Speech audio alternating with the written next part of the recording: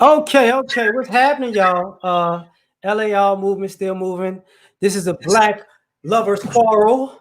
We going hash out some issues, and some people like, oh my God, why? Well, it's very simple because we got issues. We got complaints. Some we think are legitimate, some we think are frivolous. So how about let's just have a public conversation? Shalom, what's happening? Let's have a public conversation and see, are the complaints valid and are the solutions valid? Because some people say they want solutions, but when solutions are given, it's like, I don't want to do that. So that's me. What's up to everybody? Because I like since I'm on here with Faith, I'm not gonna say what's up like I normally do. So Faith, introduce yourself, and we're gonna get right into it. Okay, everybody. Well, you guys know me. I'm Faith. Can you hear me? Absolutely. Oh, okay, because I didn't see my bubble moving at all. But anyway, I'm Faith, and I have a channel, Faith. You can go over to my channel and check me out. Basically, I know me from being in the chat rooms over there on Bernard, O'Shea's, over here with L.A.R. I'm pretty much everywhere over here on YouTube, guys. So do check me out. But basically, I am the female voice of reason in these conversations and definitely can't be silenced or shamed into being silenced. So, I don't care. I'm going to speak my truth. And let's get it. Okay. So, ladies first. The way we're gonna do this for everybody in the chat. Issue. We're gonna have a complaint from one side, and we go a response to the complaint, and then we're gonna see if we have a solution about it. So, ladies first. Let the ladies. What is the complaint? Okay, and then also, if there are any ladies in the chat, if there's something that you want me to speak on that I didn't think of or bring up while I'm on here, please feel free to put it in the chat and L.A.R. put up on the screen, and I'll definitely read that for you. But yeah, let's go. So we want to talk about Black men blaming Black women for messing up the community, as you all call it, because we're single mothers. You say that single mothers are the single most reason why the community is at an epic fail. And so what I want to know is, what it is that you think that you all can do to resolve that, or what we can do to resolve that as a community. What are Black women supposed to do? Because we definitely do not make these babies by ourselves. Okay. The reason why the complaint about single mothers is simple in this way. Everything points to bad parenting because the way single mothers parent, it's the unilateral parenting that's the problem. To do as I say, not as I do, with no counterbalance. And what you see is a community of children who grow up to be adults and dysfunctional because the same men that women are complaining about are raised by single mothers, and the same women that the men are complaining about are raised by single mothers. Now, I would say the thing to do with those people, I think for some of them it's too late. So I think it'd be more ideal for people to understand that we probably need to co-parent better and stop having this unilateral power struggle or using children as pawns, because that's what's getting the children messed up. And the community suffers because the single mothers have no problem with their children dealing drugs, or their children being hypersexual, or their children being in gangs, or they don't have a problem with their children running the streets at night. They don't have a problem with stuff like this. And this becomes the adults that we run into. The stats say, the majority of inmates were raised in single mother households. So when we think about criminal mentality, we're like, that's where it's coming from. It's against the narrative that mother knows best and your mom's always right, because obviously it's not like that, but that's the part of it. Okay, so do you think that all of the blame, though, should be on the single mother? What about the fathers? I think the majority of the blame should be on single mothers because... What? Okay, hold on. I'm listening. because single mothers in our community have a bunch of stereotypes that are rooted in parental alienation. Single mothers, like a lot of women will say, guys are deadbeats, but single mothers were the ones who didn't, who had caller IDs and didn't answer the phone, who called the police when dad came to pick the kids up, who got, who told you can't see your kid anymore if you got a girlfriend or if you got married or something like that. They were in the middle of the vast majority of the parenting of fathers. So when you make that bed, you got to lay in it, to the point where even women depict themselves as those women. And everybody's in the community is comfortable with saying, yeah, that's how normal mothers are. Like that's how they get down. And we see it even in social media, the things that these mothers do. Okay, now I'm looking down into the comments. I know you told me not to the comments, but Miss J, if you could please. I know who that is. Let me see. Okay. You there, Faith? Okay, did you highlight Miss J's comment? Black children aren't being arrested like folks claim? Yeah, there it is right there. Okay, and actually, I was just looking at the arrest stats earlier, and Miss J is right on point. I love her comments. She says Black children aren't being arrested like folks claim at Faith. Look at the stats. Fastest growing segment of people getting arrested are older whites. Now, what do you have to say about that? Because see, now your whole argument is that our children are going to jail, and all of this bad stuff is happening because of single mothers. However, there is a vast change in the number of children being arrested. So, I mean, what do you attribute to that?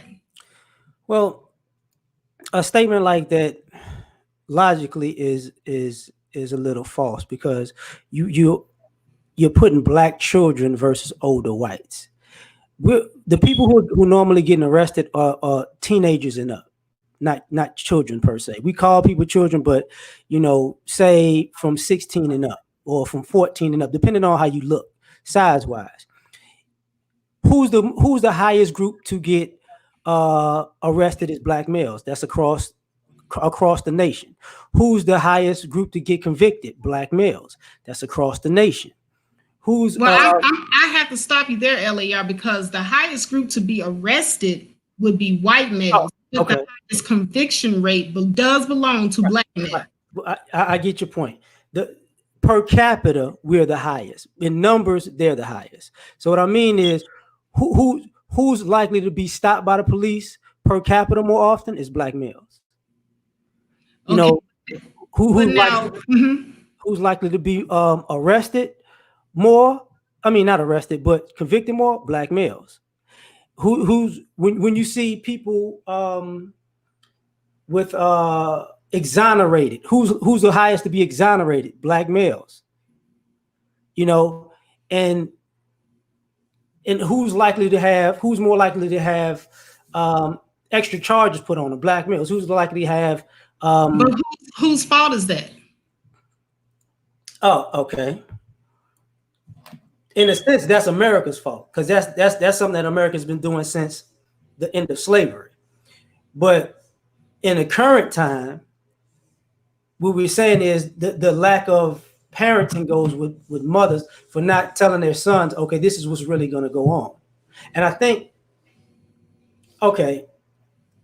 Well, now you're saying that Black women are not teaching their sons that they're more likely to be stopped by the police. We're not telling them how to act when they get around the police. You're saying that Black mothers are not doing this? Because I beg to differ. What I'm saying is Black mothers are raising their sons to have the mentality of a female for the most part, and his boys don't know the difference, that they're not going to get treated like women or girls. So they do things that normally girls do that won't get them arrested, but they'll get arrested. They do things that girls won't get beat up for, but they'll get beat up for. And this is the parenting dynamic that goes on while we're blaming the mothers, because the girls can cuss somebody out and just walk away. The boys can't do that. The girls can go out, lying on people and using people, and they probably won't get beat up or jumped or shot for it. The girls can steal things and wind up having, and somebody or try to bail them out per se, or not give them time. The boys don't really go through that. Okay, well then that sounds like an absent father issue, because it would seem to me like fathers would know to teach their sons those types of coping and how can I say, defense mechanisms to kind of help themselves. I'm of the thought process that no, a woman cannot fully teach a man how to be a man. Only a man knows what men go through. But what we can do is we could do our best as far as like what we think he might encounter, but we don't know it all. That's the reason why the fathers who are not there need to step up more and be in their sons' lives so that they can teach them those types of skills, those skills where they can kind of, survive. Those are what you're talking about are survival skills. Mm-hmm. No, a lot of Black women are not going to know. If you cannot teach what you don't fully know. We can only teach, or we can only kind of just give us a semblance of what we think it is, but we don't actually know. So that onus would have to be on the fathers. That isn't there. Well, the thing about the father not is one thing to say that the fathers aren't there, and it's another thing to say that the fathers aren't available, or the fathers don't make themselves available. It seems like what you're talking about with the mothers, with their perspective of it. It's kind of interesting that the majority of single mothers, of Black single mothers, will tell their children they don't have to listen to their father. So a lot of these things come in retrospect, because hindsight is always 20/20, that these kids wind up hitting a certain age and start realizing, because they probably have been told these things by their fathers. But he ain't nobody. My mama told me I gotta listen to him. But when a society starts, making them pay for these mistakes, then it's like, oh, I should have listened to him. Okay, so here's my thing then, because you're saying that the women are telling their children not to listen to their father. I don't know if I could really take that at face value, L.A.R., because once again, not all women are, rearing their children the same. You're kind of just making a blanket statement for all Black women. No, I'm not, absolutely not. I'm not saying all. I'm saying the majority. Well, how do you even know that there's a majority doing that? Well, okay, like Faith, you probably know this about me already. I had wrote a book, right? And in that book, it was about non-custodial fathers. I had to talk to brothers. I had to talk to fathers. I had been around. This is a subject. I was raised by a single mother. So this is something I have been immersed in actually years and years before I even wrote that book. And when you listen to these stories from the grown men and the grown women, the vast majority of them have been told they didn't have to respect, listen to, or deal with their fathers. Okay, but was there a reason? Because now I can understand a woman saying that if there is a valid reason and she's trying to protect her child, but I can't see if there's a perfectly good father figure in the child's life that she's going to, do these things for no reason. There has to be some type of cause and effect. Well, sometimes, you can say sometimes it is quote unquote protection. Sometimes it's the misuse of the word protection. Because what I've seen over the years is if a person is a bad father, it was normal in our community to, for one, not talk bad about your parents. Not one parent is not going to talk bad about the other one. It evolved to just talking bad about the other person. But when parents were bad, they would just let you figure it out as you start growing. Like, okay, my dad got issues or my mom got issues, and you see it for yourself. What you're seeing now is people kind of muddying the waters before anything really happens. Because like when you say protection, some of these children are under the guise that, you're getting taught to disrespect or not listen to your parent. And you disrespect your parent and you get disciplined for that. And now I need protection from that parent because they did something to me. It's like, this is how the dynamic changed over the years, even with the protection part, because we're not talking about normally. It's not. It's more of an anomaly with the men that you gonna go to your dad's house and he just gonna beat the brakes off you, or your dad just gonna go molest you. Gonna go to your dad's house and he's gonna molest you or something. That's not what we've been talking about for years and years and years. That's not been an experience for years and years and years. You know, I'm being too long-winded, so I got you. Okay, well, I do understand what you're saying. I don't agree with women who do what you're saying that they're doing. They're basically biasing their children against the father. That's what you're describing. When a woman unnecessarily biases her child against the father for no reason. But I don't typically see that happening. Now, I'm going to tell you about two different generations. Now, there's my generation. I hate to bring up Generation X because you guys have your own interpretation of what I say. I'm in Generation X, so. Okay. Now, Generation X, we came along we started making babies around the 90s. Our babies are the millennials, the Generation Ys. During that particular point in time, we have a few more dads who are more into our children's lives because of the enforcement of child support. But prior to that, when I go back into like maybe my aunt and my uncle's generation, and they were having children back in like the late 70s and the 80s, they have a totally different story where they had men who were fathering 10, 11, 13 kids. Mm-hmm. Like in my parents' generation, that would be the baby boomers. Okay. They didn't care. They didn't give a damn. And so they were abandoning children left and right because they were not yet hit hard with the whole child support thing. So the pump and dump culture was real back in that generation. So in that generation, you did have a lot of mothers warning their children about their no good daddy because their daddies were also on drugs. Okay, let's not forget that also in the 80s, you had that crack era, and there were a lot of Black men on drugs. So you had a lot of Black women telling their kids, hey, you don't want to really get messed in, too much with your father. He's sick. He's on drugs. That there was a lot of situations like that. Or daddy was going around molesting. There was a lot of situations going on like that. So you're looking at two different generations. Now, that the crack era has somewhat passed and we were somewhat being cleansed of that generation of degenerates. We do have Black men who are interested in being in their kids' lives now that they're hooked into the child support system. It's mighty funny what men having to pay a little money would do to get them to be in their children's lives, but it is what it is. And we have more and more men, that want to be there. And there are some bitter women out there that are upset because they're no longer with the father of their child. He moved on or whatever. I'm not saying that situation doesn't happen. But my question is, what is the solution to us moving on from this? Because, see, we're never going to agree because there's just too much going on with the different generations as to why certain things happen. Now, I don't want to be long-winded on it, but I did have to go into that history because I think that we're dealing with two different time frames here about that.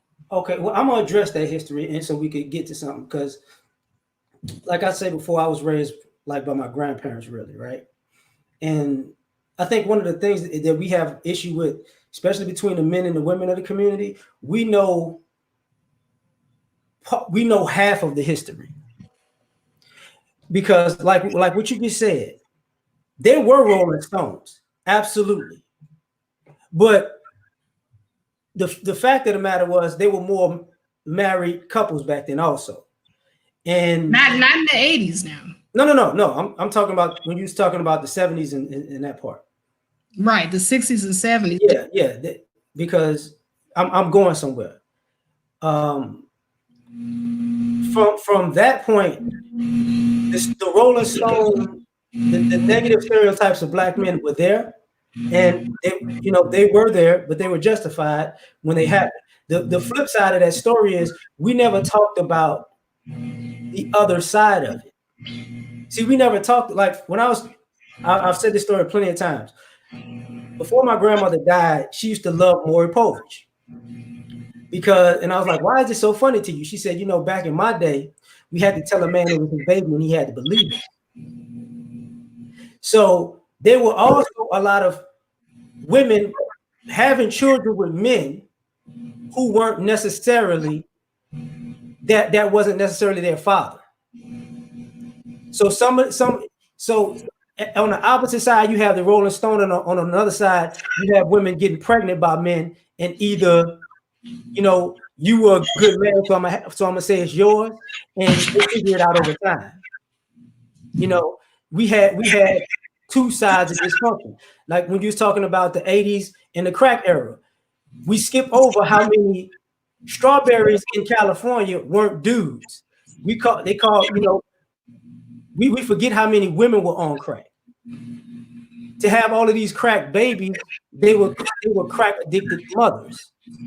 We don't tell the whole part of the story. So when it comes out in present time, it's just what the dudes was this, the dude was this, the dudes was this, without saying, hold up, we had another side of, those men had a matching set of women at the time.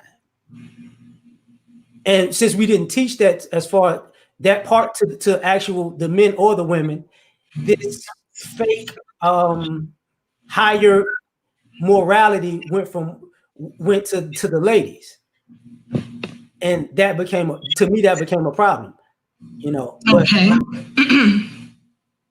But like what you was talking about with the men being the dads being on drugs, back in that day, a mother was on drugs and could lose his kid and get him back. A father couldn't be on drugs and lose the kids and never get them back. Well, I mean, that's kind of difficult, in what you're saying, because at the same time, a lot of fathers didn't have custody from jump. Most of the time, the women had custody. Yeah, no. What I mean by lose their kids, I mean a father could straighten up and still not really see his kids because you was on drugs back in the day. A mother could lose her kids to the state, straighten up, and get her kids back. That's the bad, that's when the pendulum has swung too far. Okay, I think I see what you're saying. But here's the thing, I think that we go wrong when we try to place more blame on one gender versus the other, because what I'm hearing is that both of the genders actually had some bearing in what happened, women and men, because once again, I go back to what I originally said, we can't make these babies by ourselves.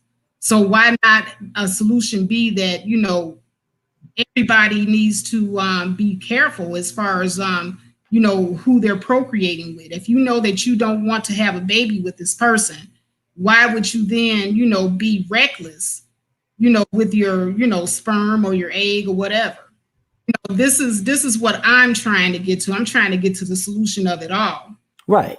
This is for those going forward who haven't made a mistake. And then for those who have already made the mistake and find themselves in a situation where they're co-parenting, why can't both parents just take responsibility for what it is they need to do in that child's life and keep it moving? Like you said, be better co-parents. Why? Okay, this is why the men put a lot of onus on the women about this. It's because when I said, the half telling of history, people have they feel like they're higher than men morally. The first step, when a 12-step program is to admit you got a problem. So with the guys, what's basically happening with men is women are saying men are the problem, but women can't admit that they have a problem. So the problem on their end persists and it exacerbates and gets worse because they're not looking at the problems that they're creating because they're saying the men are the problems. But I think that women have had to deal with the problem from the gate because once again, we're the ones left holding the bag. So we are dealing with the problem. Many times I've heard women say that they wish they had never gotten pregnant by that no good, you know what. So they're acknowledging that they did not make a good choice in the person that they were with right from the gate, from dealing with somebody who's probably abandoned them or, broken a lot of promises. So it's not like women have not been dealing with the issues, but it's just that men, you guys are just now stepping up and admitting that you're having problems here recently, but women have always been dealing with it. Like using that example, even the majority of women have had kids in that instance, men and women in their lives told them not to deal with a person like that, or not to have sex with a person like that, or not to date a person like that, or not to be with a person like that. They did it anyway.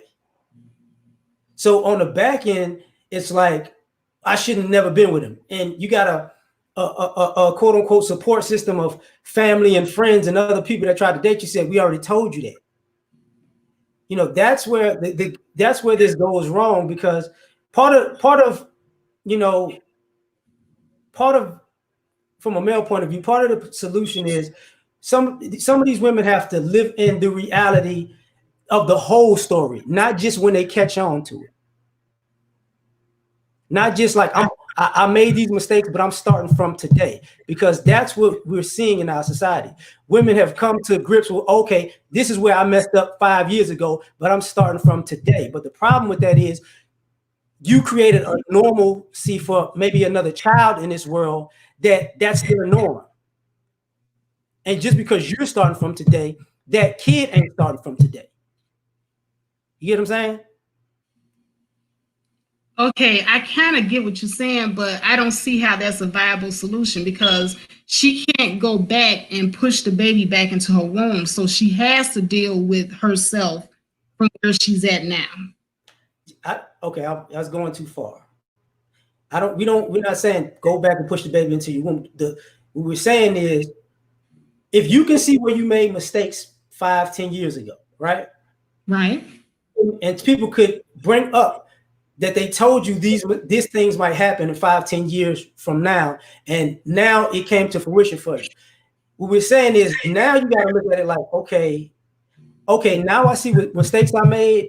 Now I have to try to rectify those now.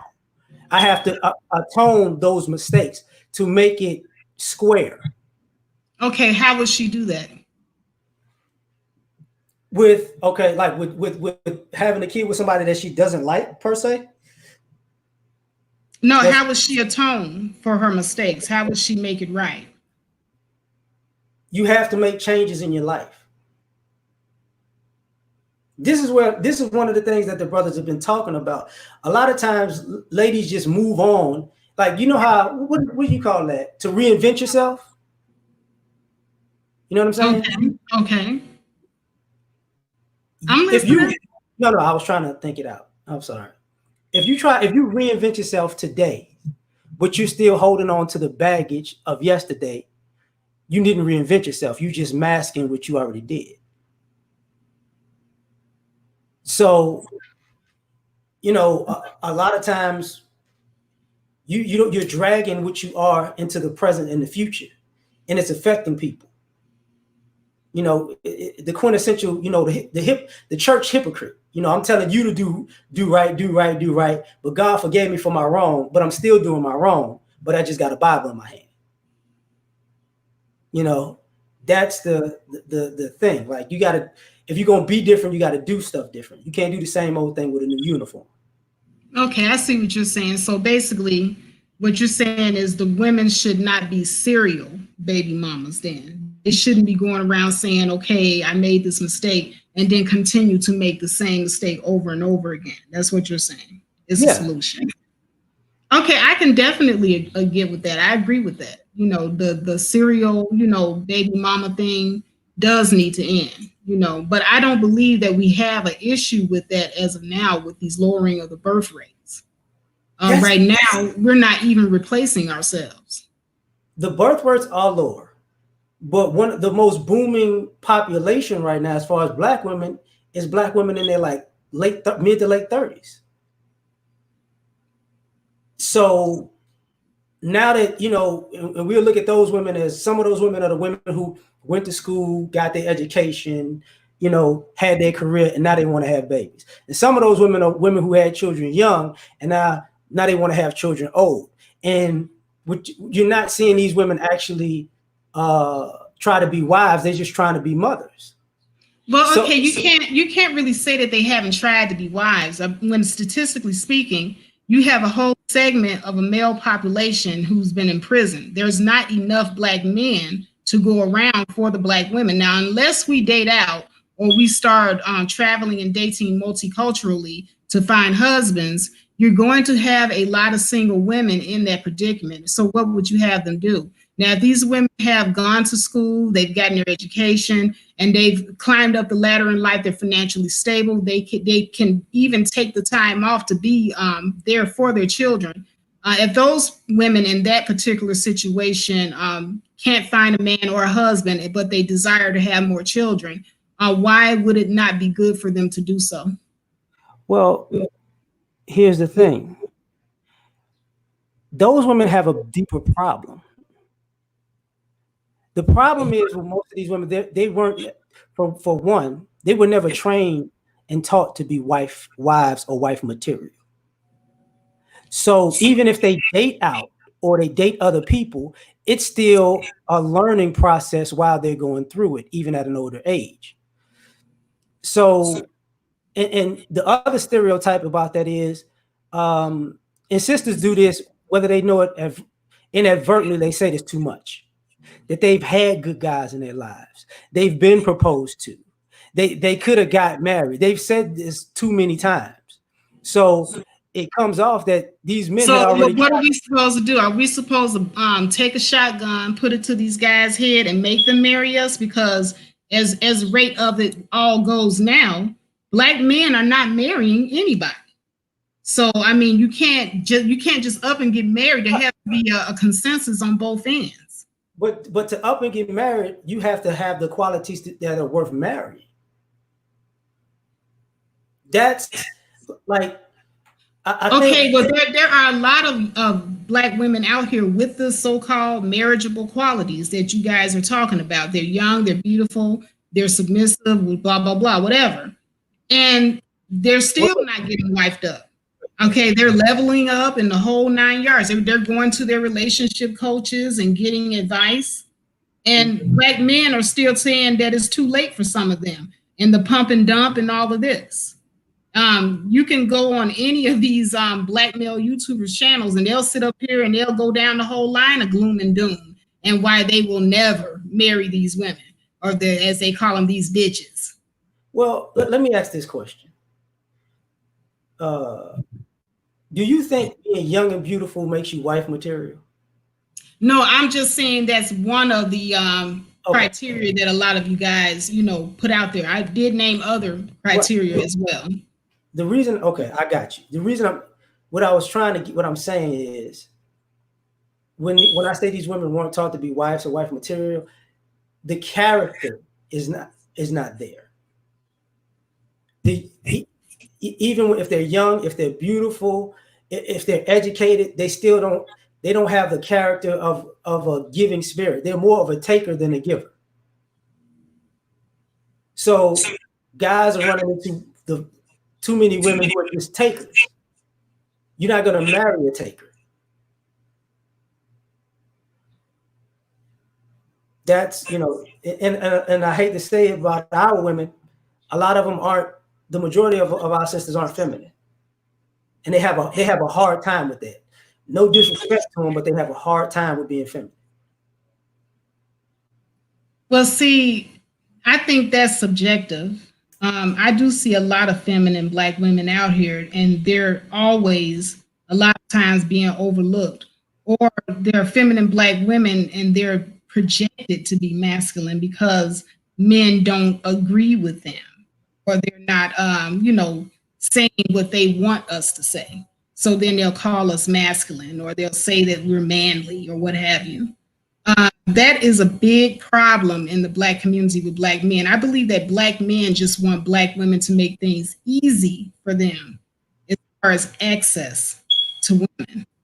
And that's something that you guys really have to work on. And I would put that down as a solution for Black men, because you guys put a lot of onus on fixing Black women.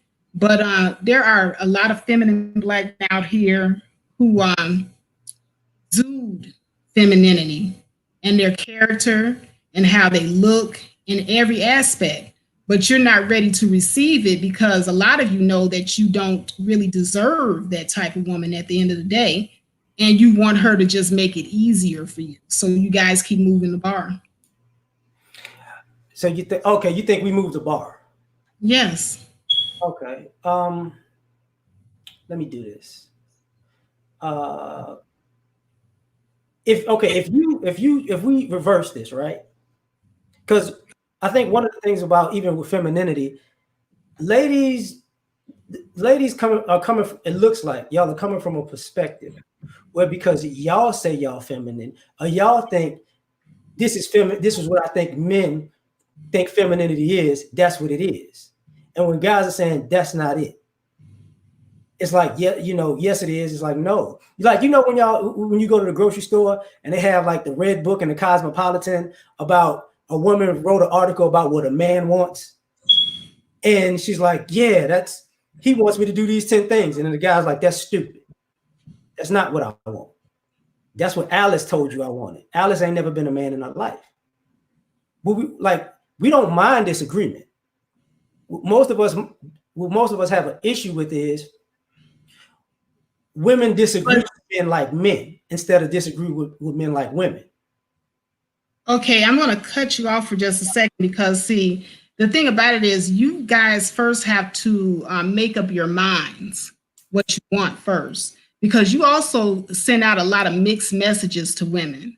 Like, on the one hand, you guys will sit up and say, I want my Black woman to be natural, no makeup, no weave in the hair, and all of this type of stuff. And I want her to dress this type of way and all of that. And then you'll find Black women will start going natural. The natural hair movement has actually been a big, huge success. Okay. And so then you get Black women get online and they get in their profile pictures, and here come Black men comparing them to Samuel L. Samuel L. Jackson, when they show up with their pictures of their natural hair and no makeup. I have one. Okay, I get what you're saying, and I've seen stuff like that happen. And this is one of the things that I will speak for brothers, and I have does that happen? Can you hear me right now? Because I didn't see the. Yes, I can hear you. Let me do this. Do I see that happen? Yes. Do I see brothers do that? Yes. The issue I have with this is where the guys who say that they like you natural, those are the guys that talk to you when you're natural. The guys that don't like you natural, those are the guys that y'all want to talk to. Or what winds up happening is the guys that dish y'all like that are gay, but then all of a sudden y'all label them as Black men, knowing that those guys don't like women. L.A.R., if I ask you to show me a picture of the last 5 women that you just recently dated or were in serious relationship with, how many of those women were natural?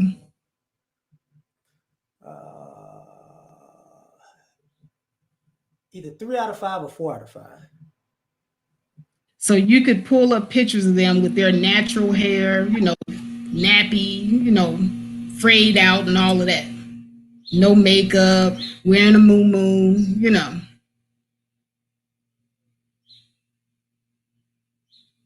L.A.R., where do you go? Uh-oh, I'm up here by myself.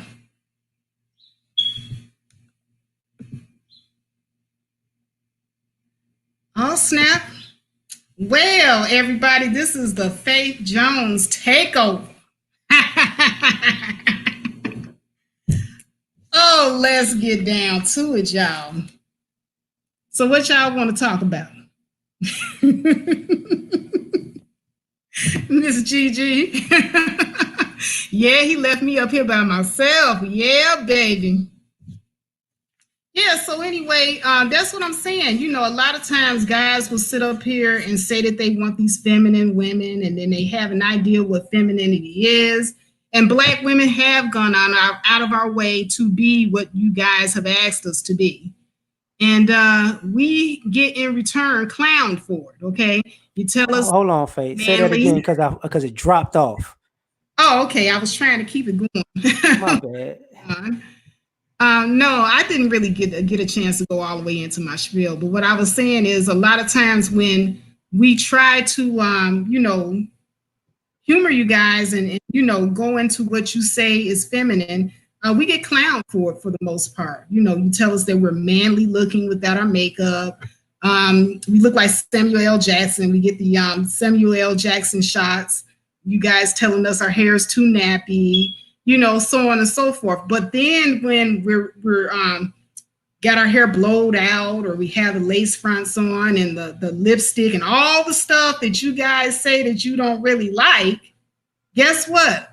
All of a sudden you go from being invisible to being the most hollered at thing at the club or out there in the street, So, you guys have to really make up your minds. Okay, let me. I don't think you guys have made up your minds yet. Here's the crazy part about that.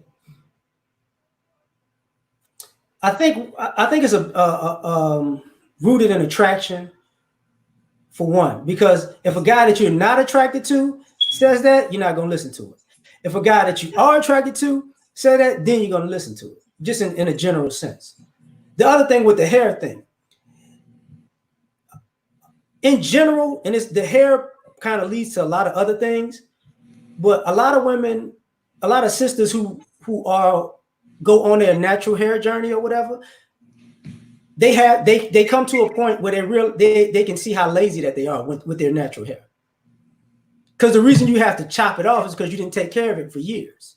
You took care of the weaves and the wigs more than you did your hair. So no, that isn't it. The big chop is usually because, and let me educate you on this because I get tired of Black men getting it wrong. The big chop is so that you can grow your hair, a healthy head of hair without the permed hair.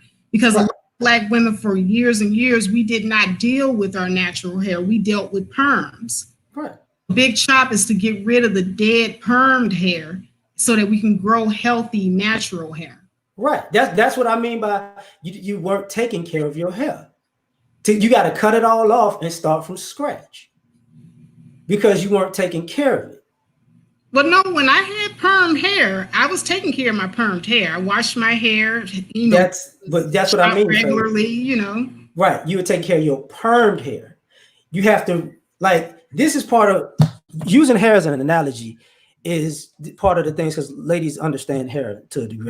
Guys, we're not per se like that. But when you're at a certain age and you got to cut it all off and start from scratch, and you 25, 30, 35, to a degree, you're starting. That's how we look at y'all ladies when it comes to being women and feminine, because you weren't doing the womanly things and the feminine things for so long. Now you got to cut it all off and start from scratch at an age that people are looking at you like you're too old for that.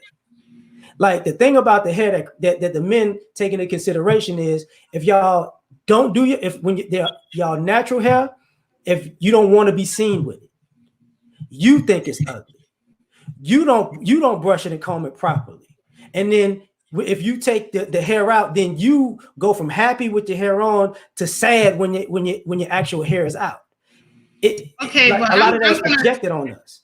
I'm going to use the previous relationship that I was in, because I was in a relationship with a man that did not like natural hair. Mm-hmm. I was natural, for the most part. I used to wear my hair in the froze and stuff like that, and I was happy with my natural hair. And my guy told me, he was like, I don't like the natural look. He was honest about it. At least he was honest. Mm-hmm. He said, I don't like the natural look. And there's a lot of Black men, whether they like to admit it or not. Some of them don't admit it, and some of them come out and just say it, but they don't like the natural look. I get it. They will go out of their way to sit up here and clown a woman, for having that natural hair. But at the same time, they really want that lace front. They really want that perm. Okay. There are men that don't like the natural look, and they just don't like it. The majority of guys, it's not that they don't. How can I? Because I don't want to be cold, but I'm gonna have to be cold. I say this: when a lot of sisters wear their natural hair, they don't comb it, brush it, or take care of it. Eat still. That's still a process. Like we don't talk about the ladies who you natural, but you're not combing your hair really. You natural, but you're not moisturizing your hair really. You natural, but if you're slow, you're not really brushing your hair like you're supposed to. The guys get tired of that. And I'm not saying it's say an individual thing of like one woman like you per se. What I'm saying is I see it all the times when I see black women who went natural, but they didn't brush their hair for 2 or 3 days. And now they look like little boys who don't brush their hair and they go play outside. And they 25, 30, 35 years old. That's what we don't like. Now, my natural hairdresser, because she was getting me prepped for the sister locks, and she was telling me what natural hair growth, like what your hair looks like when it's healthy and natural. That wild hair growth that you get that you guys don't like, it looks nappy and unruly. That is actually healthy, natural hair. You're not supposed to be manipulating and twisting your hair every freaking day. It will come out. But you guys don't want to ever see your women with that natural wild hair growth that actually grows the hair, by the way. You don't want to see that. So you guys, you want to see the end result of it, but you do not want to see us going through the actual process that makes our hair grow long and healthy. You don't want to see that. And part of growing that long and healthy hair, you're gonna have to let it be wild sometimes. No, we know. That's one of the things that my hairdresser has told me. This is gonna, because let's lead into something else, but I'm gonna use this to lead into something else. This is part of the issue that the brothers have right here. When y'all chop y'all hair off, y'all starting from scratch. We know from a low fade to a fro to dreads better than y'all do. We know the process better than y'all do. And when we're telling you that we know the process and you should be doing this instead of that, you're not listening. And this is part of the issue, like with what I think the brothers have complaints about. It's the attitude and the I know it all. And when a guy try to tell you you don't know it all, you don't listen to him. So you're basically telling me that you're going to override the advice of a licensed beautician. What I'm telling you is a licensed beautician, a black female licensed beautician, has seen less natural hair than black men at a barbershop people who've been getting their hair cut in fros and fades and waves and dreads their whole lives. Because we've actually dealt with getting their hair cut. You black men, 3 out of 5 black men don't even wear their natural hair. Huh? You guys are getting it shaved off. We don't wear it. We all up here wanting to give black women advice on wearing our natural hair. Wait, when the last time you seen brothers? Like, brothers are not walking around here with perms and weaves. We don't do that. We do walk around with our net. You see brothers bald headed like my bald headed ass. You see guys with fades. You see guys with fros. You see guys with braids. You see guys with knots. You see guys with dreads. We do the whole and the guys that I see with dreads, they grow their hair long. Sometimes their dreads are very wild in the growing process, and they cannot manipulate it every day, or else their hair will come out. So they have to, every now and then, they will go and get it retwisted, but they don't twist every day as it gets wild. Yeah, we know that. I tell you, that stuff gets wild. We know that. That's what I'm telling you. We know this. The guys already know this. We know this. We like, let's use this to move to something else, because I don't want to. I'm a bald headed dude talking with a woman about hair when it's supposed to be bigger than that. But what I'm saying is, these men have way more information and way more knowledge than these women take into consideration. And when we tell you our information, our knowledge, you tell us that you treat us like we're stupid, and then we let you bump your head on your own.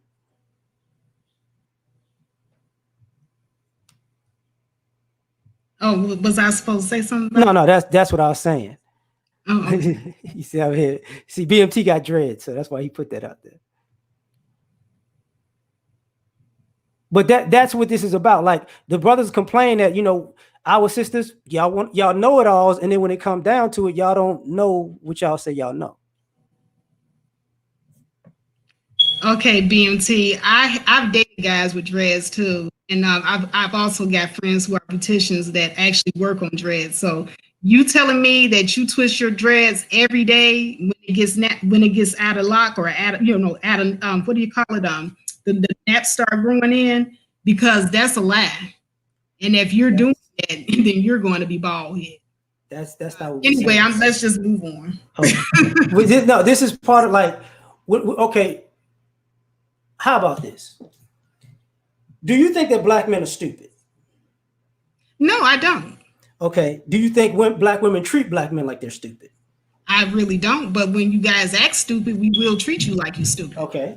I'm glad. Okay. When you think we're acting like we're stupid, or you think it's time to treat us like we're stupid, do you think y'all wrong? That black women are wrong in those occasions? No, because if you want to act a fool, then that's how you get treated. Okay. So if black women act the fool, how should they get treated? But they should get treated like a fool, like how they act. If they're acting a damn fool, then that's how they should be treated. This is why these men are getting at these women. Because women are not seeing that they're acting a fool. And people are treating them like you acting a fool. And we're saying we know you're acting a fool, because the minute somebody who's maybe a different complexion or a different economic class, whether he be black or any other race, comes through somebody in a quote unquote higher position, you switch like that. So we're watching women act a fool. The same could be said about a lot of black men, because it seems to me like the very things that you all cannot stand about black women, all of a sudden you get around other races of women and suddenly fat isn't fat anymore, and ugly isn't ugly anymore, and manly isn't manly anymore, because you can't stand those traits in black women, but all of a sudden you get with this fat manly looking white woman and you don't see any of the bad traits. That fat, manly looking white woman make meatloaf. Y'all don't cook. That is a lie. Fat and black not cooking, and fat and white meatloaf. There we go. We'll learn how to eat beef stroganoff because you're not cooking. This is the part that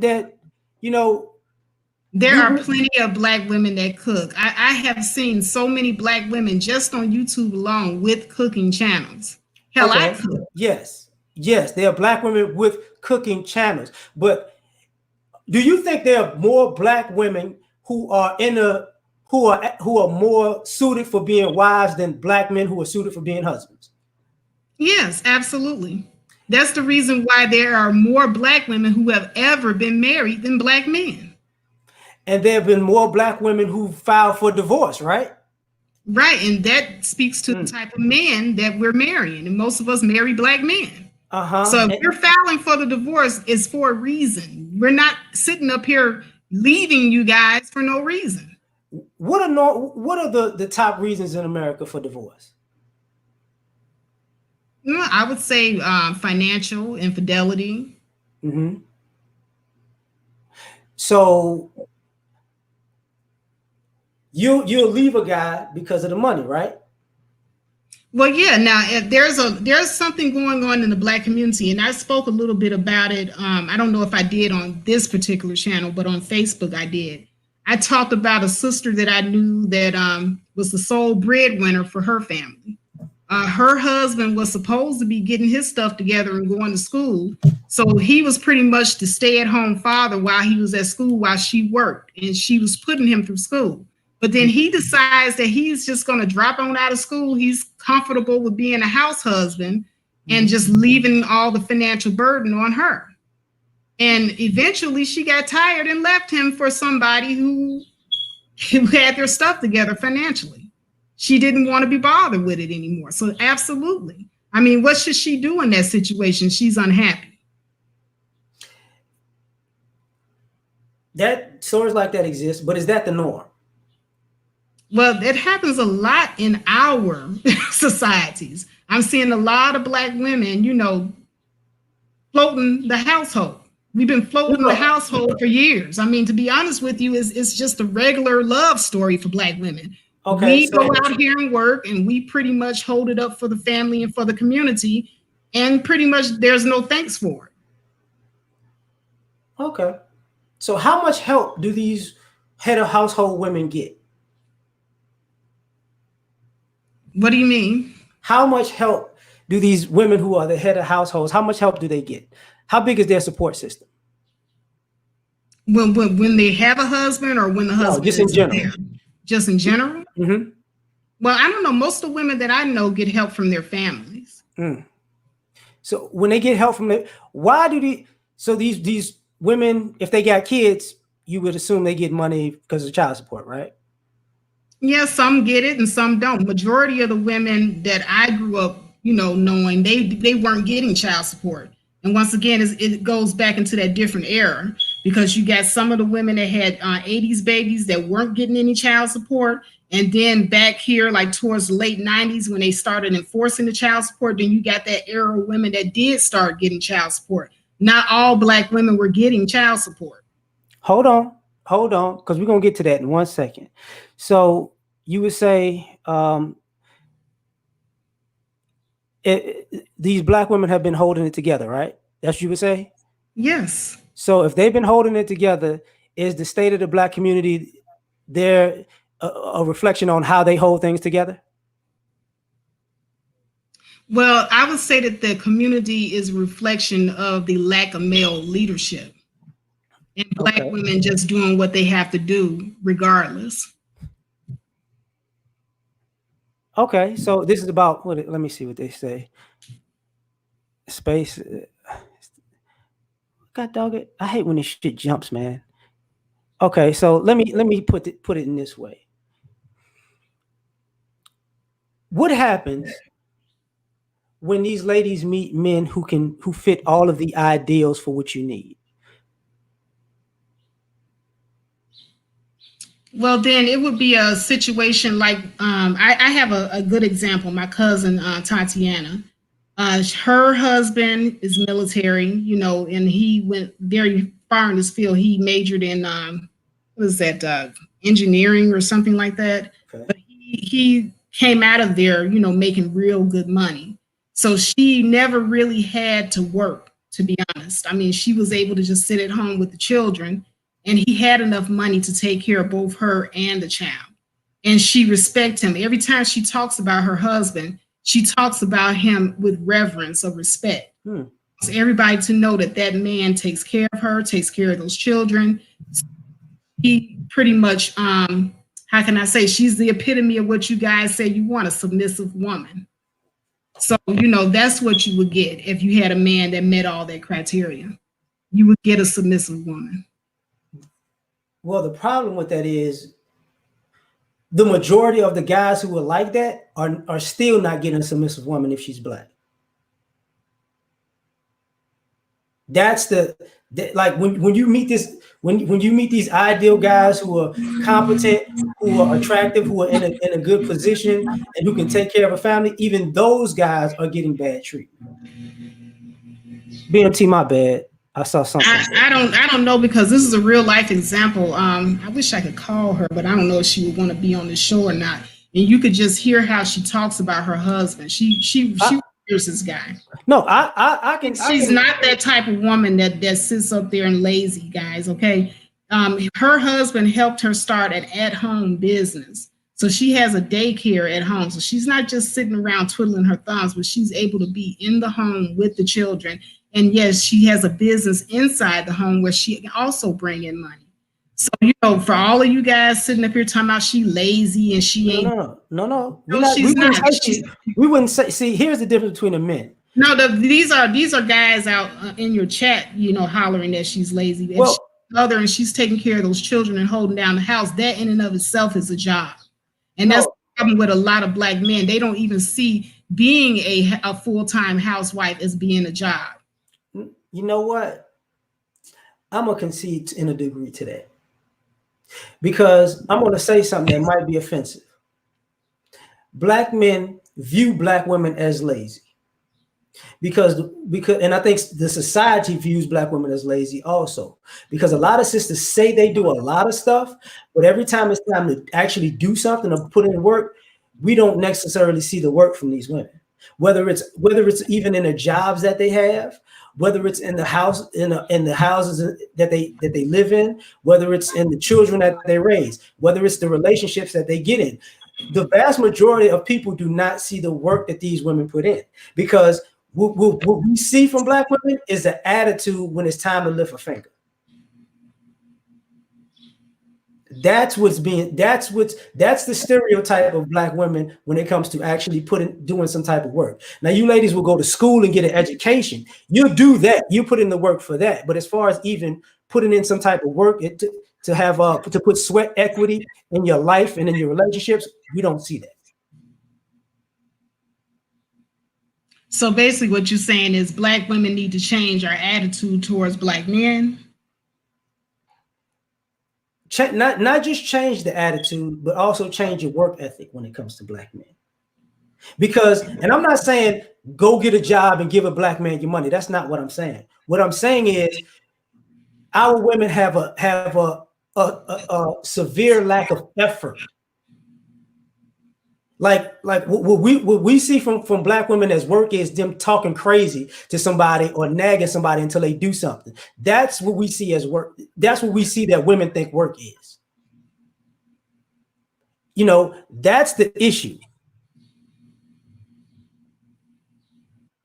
We don't, because most men don't trip about a woman who's a quote unquote homemaker. The stereotype of black women is when black women are homemakers, they're not doing anything at home. That's what the overarching stereotype of a black housewife is.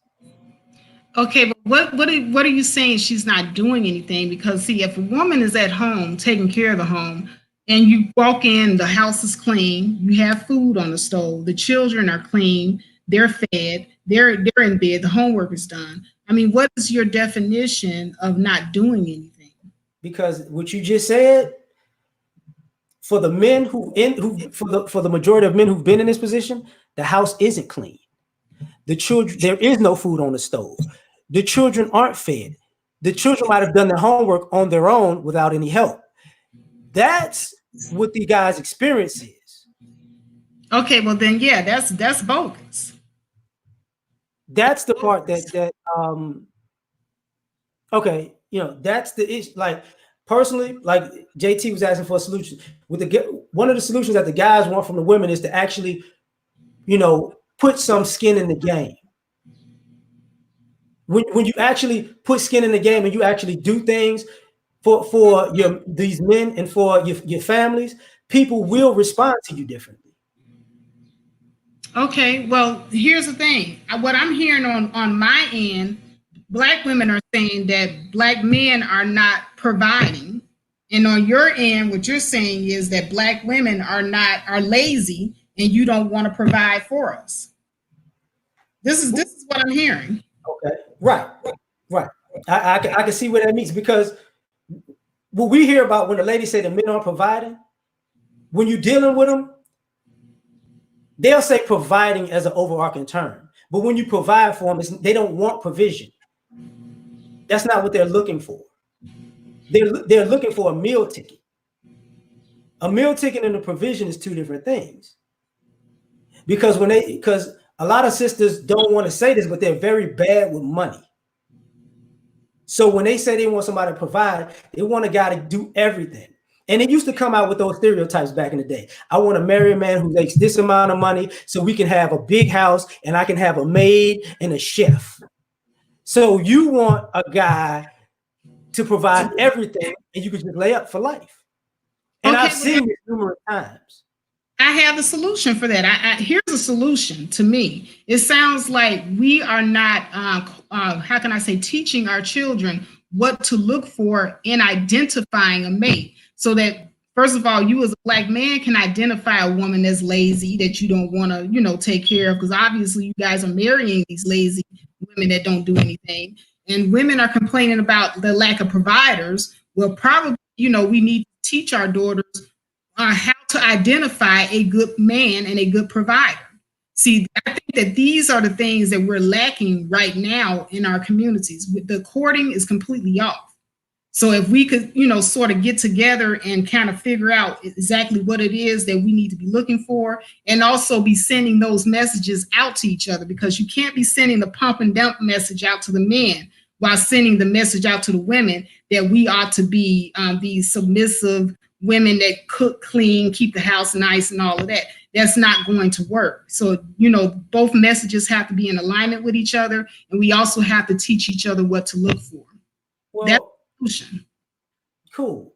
Like part of what you're saying, has it ever occurred just to you or any other women that women have been teaching pump and dump these guys' pockets for a very long time? Yeah, I could agree with that. I cannot say I disagree with you on that at all. Also, like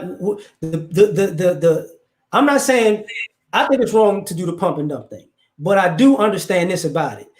You're trying to, if you're doing pump and dump, you're trying to identify a woman who's trying to pump and dump your pockets. So you're gonna pump and dump her.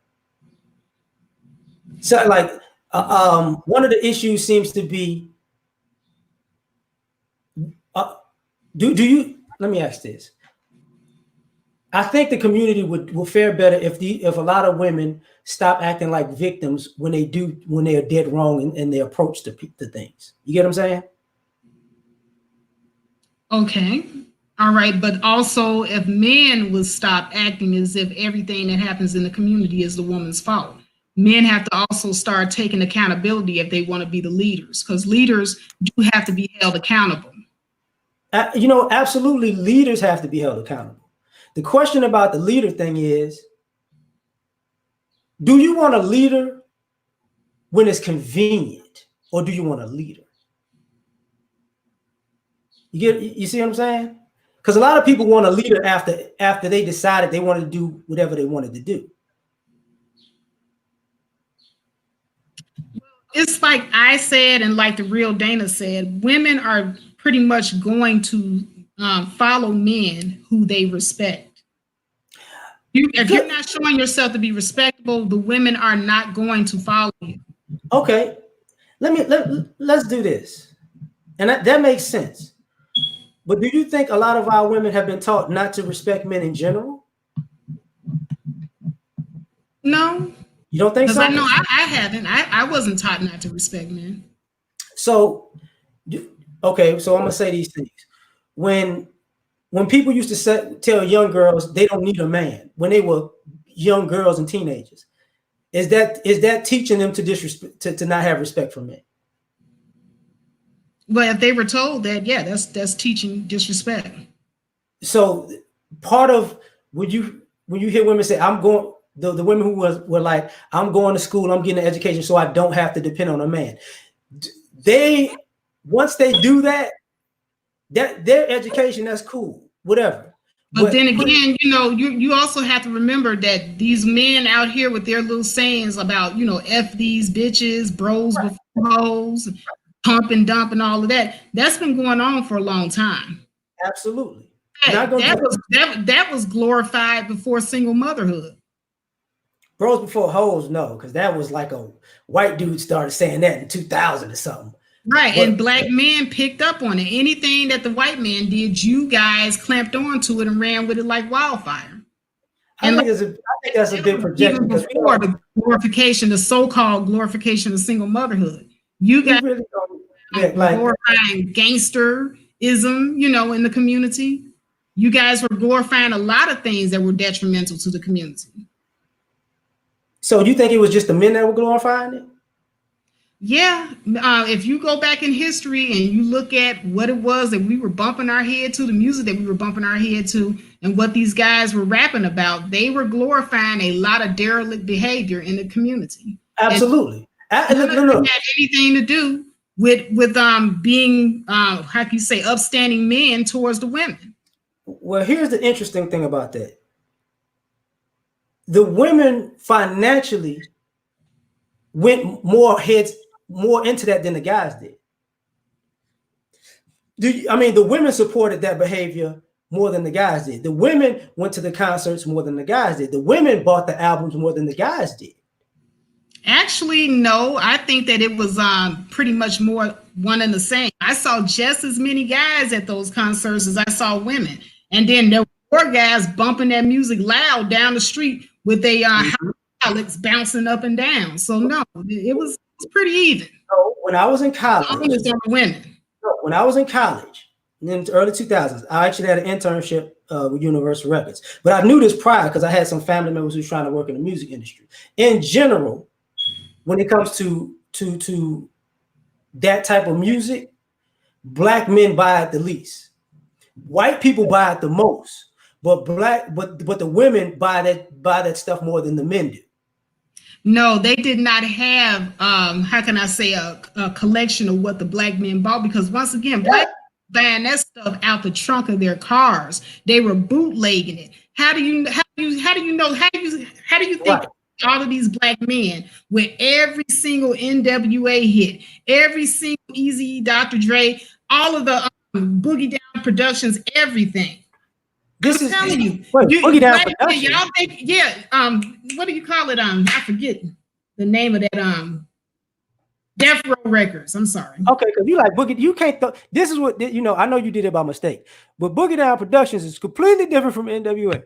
Yeah, I'm sorry, that was a mistake. No, but this is like what Dana just said. Some women didn't have an example of respectful men growing up. This is where the guys are like, come on, because the same women that say stuff like this, no disrespect to Dana, I'm just using this as an example, would say y'all need to be like men back in the day.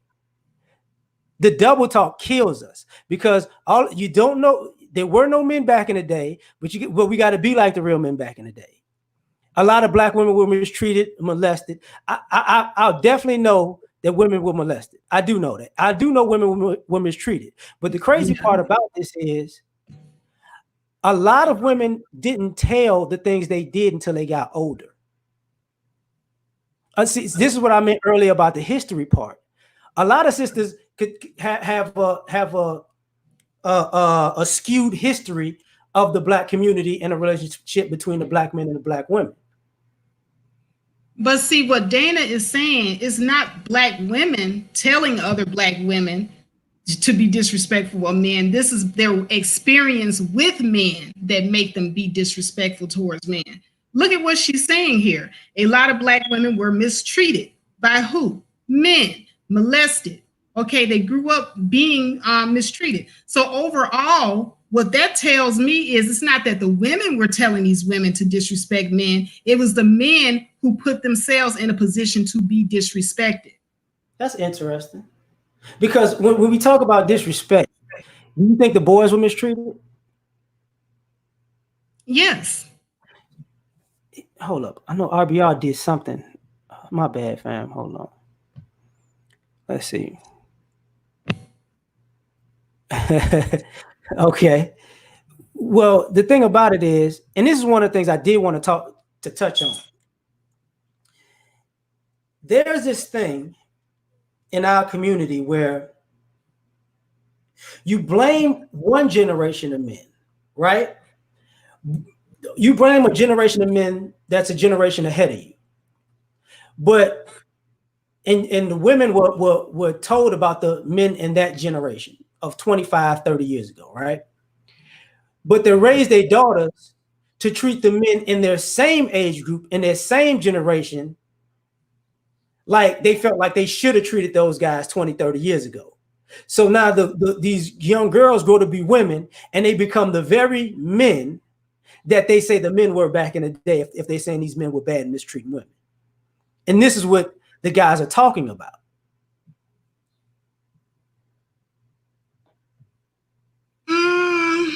I don't particularly see it that way, L.A.R. I don't think that there are a lot of women that are telling women to treat the men in their generation bad. Actually, I'm seeing a lot of women telling the younger women to avoid the men of their generation who are trying to talk to the younger women, and therefore pulling the younger women out of their sons' dating pool. That's what I'm seeing a lot of. That's okay. That's what you're seeing a lot of now, right? That's what you're saying. Yes. What I'm not talking about now. What I'm talking about is what led up to now. Because a lot of, like I have goddaughters, nieces, and all that, and I can tell you, I got one niece. She made me laugh, but it was ridiculous. But she was like, I'm a strong, independent black woman. I don't need a man for nothing. She was like in the 5th grade, and she is not that different from a lot of the girls that I knew growing up. You get what I'm saying? Like I knew the girls who, back in even the 80s, that anything you could do, I could do better. Then the girls mature faster than boys. The girls are smarter than boys. The girls are this, the girls are that. And the guys are beneath them. Because a lot of the young women, even when I was a kid and teenager, it stopped when I got around 30 something, but they always wanted to go deal with older men because they felt like they were on the same plane as an older guy. They were taught to go after the older guy. They were you can't do you my age. You can't do nothing for me. You ain't grown. I need a man. I don't fully disagree with that, but here's the thing: is you and I are in the same generation. We probably talking about the same group of people. Right. I saw from where I was growing up was I saw that there were a lot of unprotected young women that did not have two parents in the household and they grew up poor. And there were certain things that they did not have that they were trying to get that no guys their age who were also poor and didn't have anything could not give them. So they did go to the older men. That's why they called them sugar daddies. I'm glad you said that. So to a degree, are you saying that those households weren't really being taken care of like they said they were? No, there were no men in the household. The girls were unprotected. But those are part of the same generations of mothers who said they didn't need a man either, though. No, those are the generations of mothers, probably the baby boomers generation who they just didn't know who the fathers were. They weren't there. They were just absent. L.A.R. Wait. You mean the mothers didn't know who the fathers were? Right, because that's the reason why I said we're probably talking about our generation. A lot of people from our generation didn't know their dads. That's what's crazy about that? And you see it now. I've seen a lot of quote unquote boomers on reality TV shows, and it's predominantly women who say they don't know who their kid's dad was. But guys get blamed for that. Even when women don't know who the father is, it's a man's fault. You get what I'm saying? I think that there's a separation of the generations. Like you said, that boomer generation, that crack era, yeah, there were a lot of women that was on drugs and they probably didn't know who those baby fathers were. But then also, I am not negating the fathers that just said, F it. And the women knew who those men were, but they just never returned in their children's lives. Like I said, Shaq comes from that generation. He's also a Generation Xer. He put out a whole song about it. And there are more boys and girls from that generation with his same exact story. So it wasn't just the wayward women that was going around having multiple babies and didn't know who the father was. We're not going to sit back and say that the whole boomer generation was like that, because they weren't. There were women in that generation that knew exactly who the fathers were, but they said, fuck them, and left. So we're not going to address them because there were a few derelicts. No. What I'm trying to give it the even playing field of this. Even in that same generation, there were a lot of women who just picked up and left. The Dear John letter dudes and left. And some of those same women that say, your father, like some of these stories about abandoned children are not true. They're just stories that were given to a child so they wouldn't ask any questions. Because a lot of these, I hate to say it this way, a lot of these quote unquote abandoned children don't even live in the same city or state as their father. Their mother don't live in the same state she used to. Just like it's guys who are quote unquote Rolling Stones everywhere, there's the same amount of women who was born and raised in California but been living in Nebraska for 30 years. That is part of the problem. But she gets to say your dad left or your dad was this or your dad was that. There is no evidence behind some of this stuff. It's just stories. Well, I have a family member, and he's no longer with us. He passed from the Rona. Sorry to hear that. Yeah, he was like that. He was in that boomer generation, and God rest his soul, but he was that Rolling Stone, and right now all of his children, the ones that know each other, are getting together to try to plan something. They will only let 10 gather. This is in Illinois. But he had 18 children in total. Mm-hmm. Okay, and half of his kids won't even go to his funeral because he just wasn't there for them. Absolutely. And I'm not. He was just out there spilling, seeds. And then what kills me is a little bit of the hypocrisy, because there are 3 of his sons that I know of that followed in his footsteps, and they would be part of my generation X. They went around making all of these babies too. One of them has 10, another one has 8, and the other one has, I think, more than his, just as much as more as his father. I think he's on his 16th one. Mm-hmm. That's his oldest son. Now, here's the weird part. So that's the cycle and the legacy that he passed down with his example. This is the interesting part, because I have an uncle like that, right? But I also have an aunt that has 10 kids by 9 different men. See, this is what I mean. Like, all of these things have a flip side story. The same way when we try to say, like, I know women who pregnant by a guy, that's her first child. This is his 5th, but she knew he already had kids. He lied and told me he only had 2. He only had 2, but now he got 5. Now he got 6 with you. You know what I'm saying? Like, these type of future stories have been prevalent in our community. But the thing about it is, like when you brought up the stepdad thing with Shaq, guys got tired of being stepdads. Because what we saw over the years is people like Shaq had a great stepfather, right? He did. But what you're seeing now is a lot of stepfathers who were disrespected, and us as kids, we saw them, especially as boys, we saw the quote unquote stepdad dude get treated like trash. And we don't want to be that guy, because the stepdad didn't get as much respect in practical application in general than Shaq's dad, and that was because that's like an anomaly situation from the 80s up. I think from the 70s back, stepdads were cool. We understood the blended family thing, but from the 80s up, it wasn't a good idea. Well, I don't know, because I do see good examples of Black fathers who became stepdads, and their stepchildren love them. Yeah, I'm not saying the thing about it is it's not promoted in our communities. In our communities, we complicate everything. We talk down on everything good that could actually be a solution to our problems. Now in the present time, if a guy wants to be a stepdad, you guys would talk down on him like you do Russell Simmons. You guys cannot keep your mouths off of calling Russell Simmons a simp. Yes, with the simp ass. All I see is him doing good things with Sierra's son. You know what? Future sure isn't doing anything. Here's the irony of that, and I get what you're saying. Looking at it, let me do it this way. Let me come from a completely different point of view.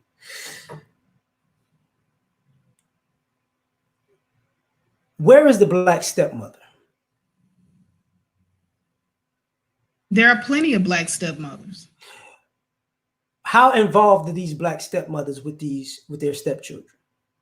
In the general, to be honest with you, the women are very territorial. We will sit up and try to take over another woman's child. That's how involved we get. Okay, so with that stereotype, how does that work out? Does that get in the way of a father with his child because she got a stepmother, and now you get this I'm trying to take over these kids type of thing? Would that wind up creating beef with the father? that does. It does, actually. So when we talked about the households, is that a man problem or a woman problem right there? Well, I'm gonna tell you one thing. That is a grown grown-ups problem, because the adults in the situation should actually come together and they should discuss how they're going to co-parent in that situation. But what I see with a lot of Black people is we are very immature and childish in how we treat these very delicate situations. It's almost as if we like the drama, because the guy will never say anything when the stepmother oversteps her boundary. He's mom's the word, don't say nothing. He won't say anything when the baby mama oversteps her boundaries either, because usually he's screwing both of them. That's what's really going on, and nobody wants to talk about that. So yeah, it's an issue, all right, but it's a usually a dirty, cheating baby daddy issue, and the man sharing issue in the community, and we don't really touch on that. Okay. I can see the man sharing thing happening, but here's the weird part about the man sharing. The other stereotype is when that man get a girlfriend, now you can't see your kid. Now she got problems. Now it's an unnecessary fight. If he was just screwing you, you could see your baby. But now that you got a woman, you can't see your baby. Because see, I don't know. That man needs to draw that line. He needs to draw that line. When he doesn't draw that line, that's when all the confusion comes in. But usually sitting up there playing emotional games with both of these women. And that's the reason why things are hard for him. Hold on. Because a minute ago you brought up maturity. I understand that men need to be leaders. When do these Black women actually need to be adults? Because that whole part of it, if men always have to put you in check, at some point you're not an adult if you can't check yourself. But here's the thing. I get what you're saying. Yes, absolutely. A woman needs to woman up. If you see that the man have moved on, then you need to woman up and do the same. But what I'm not seeing that out here in the community. And I'm sorry, I can't throw blinders on and act like I don't see the fuckery going on out here. Oh. It's too much. You know, most of the time when you have these erratic situations, it is because that man is messing with both of those women. He's going back and forth from the baby mama to the new woman, back and forth, back and forth. So you're going to get, those women are always going to be warned because they are sleeping with the same man. But okay, but what percentage of those women are the mothers that say if we ain't having sex, you can't see your kid? The same percentage of the women that are still having sex with the baby daddy. So when you say I gotta, because there are guys who have this problem with if I ain't screwing you, I can't see my kid. Just the same as the flip side, women complain that, you know, if I ain't having sex with him, he's not gonna come see the kid. So what happens when a guy says, I don't want to have sex with you, I just want to have a relationship with my kid? Then his word need to be his word, and he needs to stand on it. What happens to the only person that you can control in that situation is yourself. Now, if she want to keep on acting a fool, then he's going to have to exercise his rights. Okay, what rights should he exercise? Whatever rights he has in his arsenal. That you have your father's rights. She cannot sit up there and tell you that you can't see your kids simply because you no longer want to have sex with her. She's going to have a hard time trying to explain that to a judge. No, do you think she will explain that to a judge, though? I don't think she wants to explain that to a judge. No. Because I'm glad we're talking about this, because this is like an ethics issue, right? When it comes to stuff like that, they're starting. But when it comes to, because what Nicole says, get visitation in court. Do you ladies actually know how that works? Because I think y'all say it from a female perspective as all you got to do is go to court and they're going to make her stop. Do y'all think that's how it actually works? Well, how does it work? Okay. Using the example that we just used about the sex. I'm not going to let you see your kid. That's what she'll tell a guy face to face. If the guy goes to court, that's not what she's going to tell a judge or a lawyer. What she's going to say is, oh, well, we just ain't going to get the time right. Then they're going to give you a time schedule, right? Then she's going to skip out on the time schedule. And then you got to take her back. And it's like, look, I went all the time. She wasn't there. Well, this happened this time, and this happened that time, and this happened this time. I mean, it's not going to be like that. And then you're going to get out of court. She's gonna do it. She's gonna do it again, and then they're gonna say, okay, if you go back to court, then they're gonna say, listen, if you do this and that again, this is not. We're gonna put you in contempt. But the problem is, she won't do that again exactly. She'll do it, and she'll do something outside of that. And it's like, well, I didn't do what you said not to do. This just happened. So it winds up stringing along for years. Because if you got to keep taking her back to court, a judge, it takes a lot for a judge to give a mother any type of discipline. And these women go overboard with that. So when you say go to court, it don't work like that. So a good 2 to 5 years could go by before the judge figures out, okay, you got a problem. Right. But now I have to stop you right there, L.A.R, because my ex that I was in a relationship with for the last 15 years, he was going through that same exact situation that you described with his daughter. His daughter lived out of state, and he would try to get her for the summer. And every time his time came to go and get her, the mother always came up with an explanation. Now, one thing I do respect about this man is that he was on his game. He had his lawyer, you know, he's moneyed up, he paid up, and he went and he exerted his rights. Now, the first couple of times, you're right, you know, she kept coming with the excuses, but it didn't take no 2 years for the judge to realize that she was on some bullshit. And she was held in contempt and had to pay a hefty fine. And on top of that, she ended up having to give him back some of his support that he had paid. Mm-hmm. That can happen. I'm not saying it doesn't happen, but what I'm saying is this: like you know, okay, I know women in that same position. You know what they did? They would have done either move into a different city, so they're under a different county, so they're under a different jurisdiction. That's what she did. She went to South Carolina. That's a woman's state. Right. And even there, it didn't help her. No, but it buys time though. Yeah, that's true. But I'm not necessarily talking about. He was on his game though. He kept himself lawyered up. His lawyer, you know, said that this is what he was going to do. He was always one step ahead of her. But see, like I said, I have respect for him because he was always a step ahead. He always knew that she was going to be on that bullshit. So he did his homework and he was diligent about what he needed to do in order to be in his daughter's life. So he wasn't about making the excuses. He was very proactive. No, I'm not even going to say about the excuses part. Because I get some people get tired of that. The impact is this. That's the type of behavior she's teaching the child. At the same time saying, you know, these men need to do more. See, if you're teaching devilish deeds and saying I need a man in my, if it wouldn't be like this if men were around, you're not taking responsibility for your own devilish deeds. You're teaching these whether you like it or not. I don't even.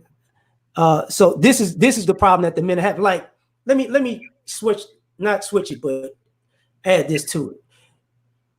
Is she white material when that child gets 18 and she wants to look for a husband? But speaking from experience, because I was the stepmother in that situation, and the young lady, you know, I would talk to me, and she didn't like what her mom was doing. You know, she didn't like at all, you know, the things that her mother was doing. And it wasn't her daddy never, you know, talked bad of the mother or anything like that. These were things that the child was picking up on her own because she wanted to see her father. So, you know, that's something that she's going to have to answer for when that child comes of age and she's able to confront her.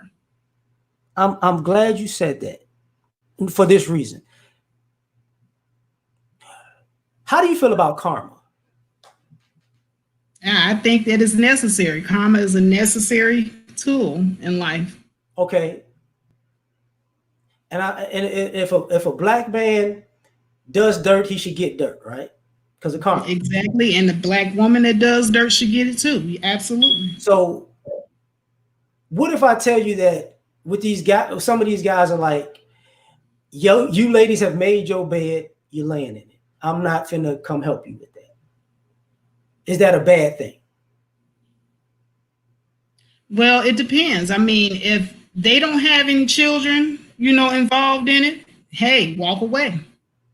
As Obsidian said, let them, they say, choke on their own excrement. But if they have children in that situation, no, it's not ever cool for them to walk away. No, I'm not going to tell them to walk away from the children. What I'm saying is, the children grow up. Who should any man deal with a woman who exhibits those qualities? No. So what I'm getting at is, children or no child, those qualities exist far too common.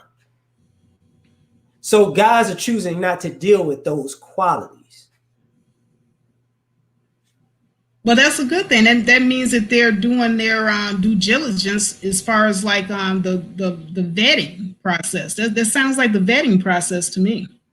Right. So this is what I mean. Like, as far as the thing with I think one of the male solution is men are vetting women better, and it's coming to a head because I think some of the ladies thought they actually are, let's say, relationship material, and the guys are saying, no, you're not. And there's nothing wrong with that. Because I mean, I can see women that say, guys, you're not ready, you're an F boy or whatever, you this, that, and the third, and I don't want to be with you. Right, but see, when women do it though, Black men give us more pushback. Now, on the one hand, you tell us to choose better, but when our choice is not you for whatever reason, because hey, we don't think you make enough money, we don't think that you're going to be a good provider, so on and so forth, we get a lot of pushback. And that doesn't really get talked about, because there are women on here saying, hey, I don't want no broke dude. And we're getting a lot of Black men hollering, no, they're gold diggers and that and this, that, and the other.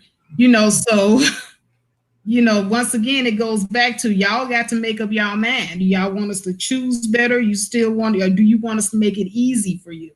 Because I'm seeing that a lot of Black men just want Black women to make things easy for them. And you want us to shut up and not complain. I think, and this probably goes on both sides, I think brothers are tired of the double talk. Don't tell me, don't say to these guys, you're looking to have fun. And then when it's just fun, you're looking for a relationship. Don't say to these guys, you ain't got enough money for me. And then you find out the guy makes a certain amount of money. I like you now. That's not a good. Like, the double talk is what's killing these men's respect for these ladies. Because if I'm not what you want, don't come to me when what you want isn't working for you. It's nothing like, if you want to have fun, go have fun. If you want to have a hot girl summer, go have hot girl summer. But you can't have a hot girl summer and a housewife fall. You can't do that. Well, okay, L.A.R., but at the same time, you guys are out here, pumping and dumping and, sowing your wild oats. So what are you saying? Women can't do what you do? What do you mean by that? I've heard women say that. What do y'all mean by that? Because I want to answer correctly. Yeah, because, this is the thing. You guys sit up here and complain about the women promiscuity, but then it's like when you want sex, you're begging for promiscuity. This is the double talk and the double standards that I'm talking about here. You guys have really got to make up your minds. Once again, you're upset about the hot girl summer, but at the same time, you want to have a hot girl summer with us, So I don't know. Okay. I don't know. No, okay. I will say this. A player. If you want to be a player, because I'm gonna try to keep it PG with the terms, right? You got to accept the downside of being a player too. Players play until there ain't no more game to play, right? So you don't get to, if you're a player, you got to deal with the karma of being a player too. And I think a lot of times when the guys are saying, I'm in my player phase or I'm in my quote unquote thought phase, you understand that it's going to be some girls that got away. And there's going to be some girls you wish you could talk to later on that they're going to remember you as that player and that thought, and they're not giving you no action. So the guys are saying, when you ladies want to have your hot girl summer, the men are going to remember you the same way. You don't get to, back in the day, that's when people used to, be skip cities, start over somewhere else. If you're going to be a fast in your city, you're going to have a reputation in your city. You don't get to say, oh, I'm not like that no more, but you still have all the remnants of a player and a thought on you. You got to take the downside to that. You got to take the good with the bad.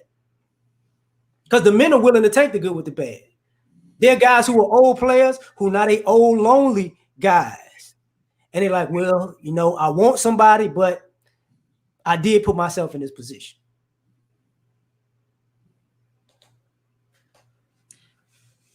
And then it also goes because somebody was saying in the chat they love the hoes. And that is so true because hoes are winning, by the way. I see a lot of hoes getting married. I don't know if the men knew that they were hoes, but some of us knew that they were hoes. That's the point right there. The men, okay, when y'all think that men love having sex with hoes, we don't love hoes. But like I said, I see a lot of hoes getting married around here. And okay, let me ask you a question.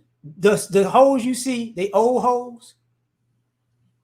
Old hoes, young hoes, but yeah, they some hoes. Okay, so it's gonna be cold. Do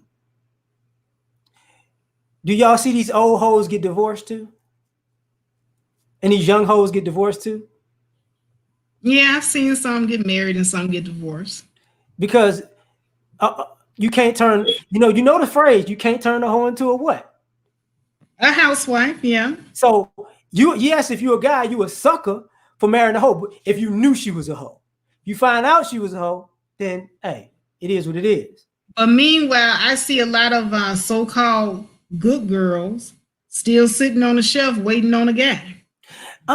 Okay, so you think that these men are just skipping over good girls? Yes, definitely. Okay, now I'm gonna be superficial about this.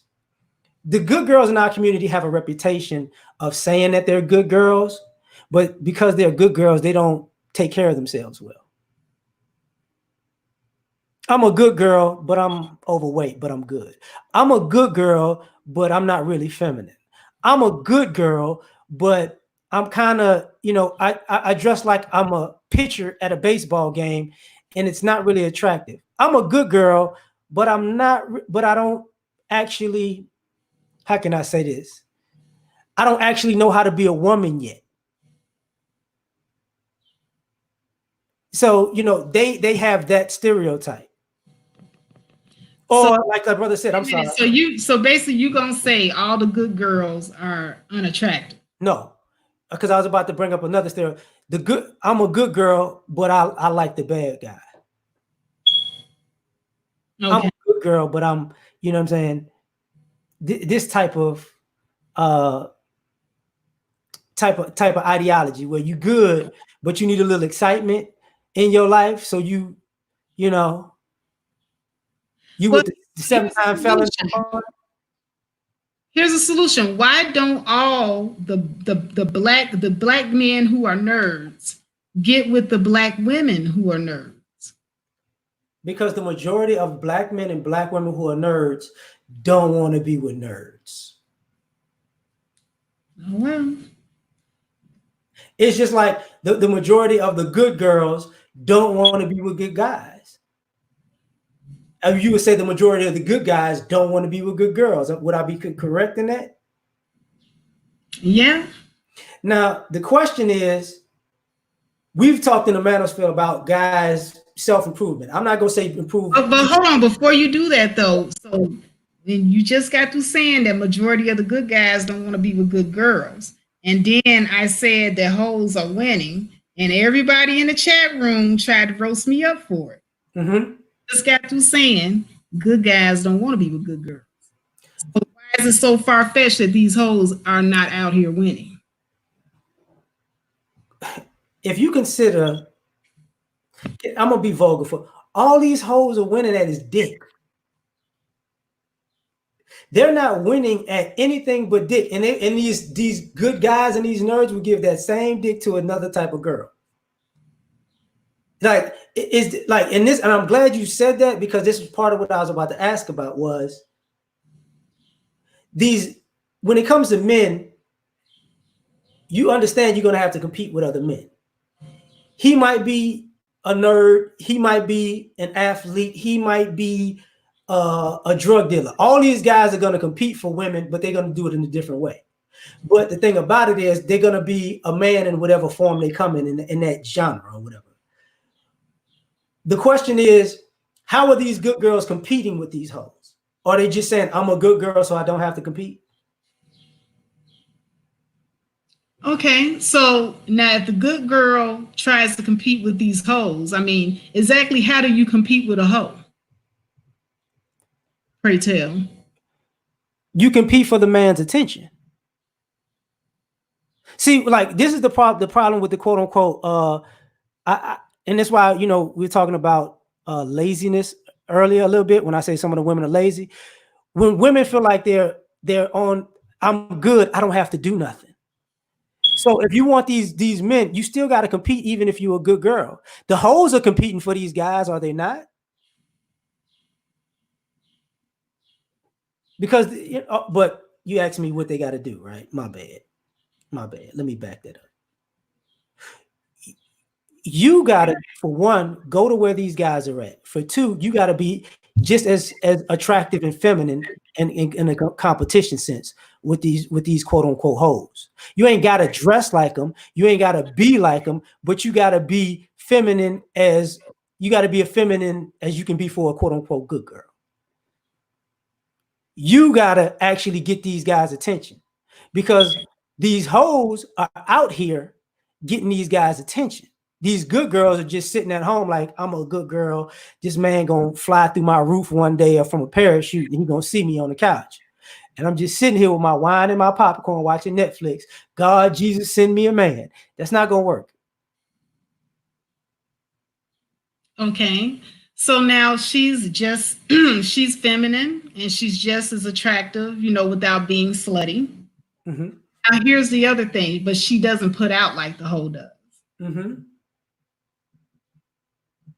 What's the problem with that? She's gonna put out, but she's not gonna do it the same way. Okay, I'm listening. The guys aren't like if I'm on, okay, men can be on a simultaneously hunt for hoes and also hunt for a woman. We understand the difference. So if because we act like women don't like sex just as much as men, if not more. So the thing about it is, if you're a good girl and you're not gonna put out, that's cool, that's understandable. Just don't. But there's a lot of quote unquote good girls who, when you talk to them, they tell on themselves and you find out they're not so good. They're just being good with you, or they're just being good, or they're just learning how to be good girls. So it's kind of like you shot yourself in the foot. That's and I think if you flip it, it'd be disrespectful, and that's what the guys are saying is disrespectful. Okay. So basically what you're saying is it doesn't matter about the sex, just as long as she's feminine and she's respectable. Is that what you're saying? Yeah, because we grown. Sex is gonna happen. Okay. Say like if you quote unquote good girl and you one of them girls, I ain't gonna never have sex ever. And we find it's one thing if you're a virgin, but we grown. The vast majority of us are not virgins. So here's the caveat is like, okay, you wanna vet me, I'm vetting you. That's cool. That's not a big deal.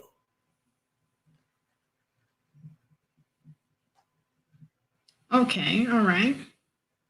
So here's the thing. So now you got your good girl. She's feminine, like Cowboy says, she's using her femininity, And this is what makes her stand out above the whole, because she's like presenting herself totally different. So she's like, what you see is wifey material, is what you're saying. So she's going to win above this whole if she puts all of this out. If she is exactly what she put up, if she is what she put out, that she put out to the world to be, yeah, she'll win. Wifey material beats hoes easily. The thing about it is,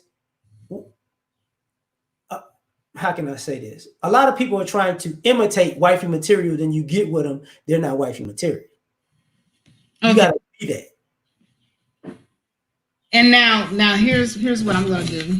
Because see, like I said, I grew up with a lot of men. And I know men, all right? Seen a lot of stuff. I had a cousin, right? And he admitted that he was married to the booty. Mm-hmm. Did not care anything about that girl's personality. Mm-hmm. Okay? He did not care about how she carried herself. Mm-hmm. He did care that, and this is what he, told the rest of us when we were out having drinks. He had not orgasmed like that with any other female in his entire life. Mm-hmm. All right? And he sat there and admitted that to us. That's why he married that girl.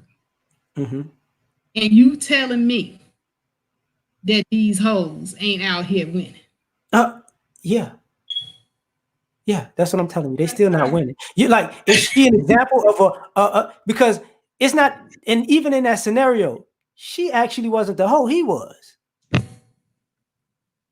He married an ass. That's something hoes do. You get what I'm saying? Like, and I know men who've done that before.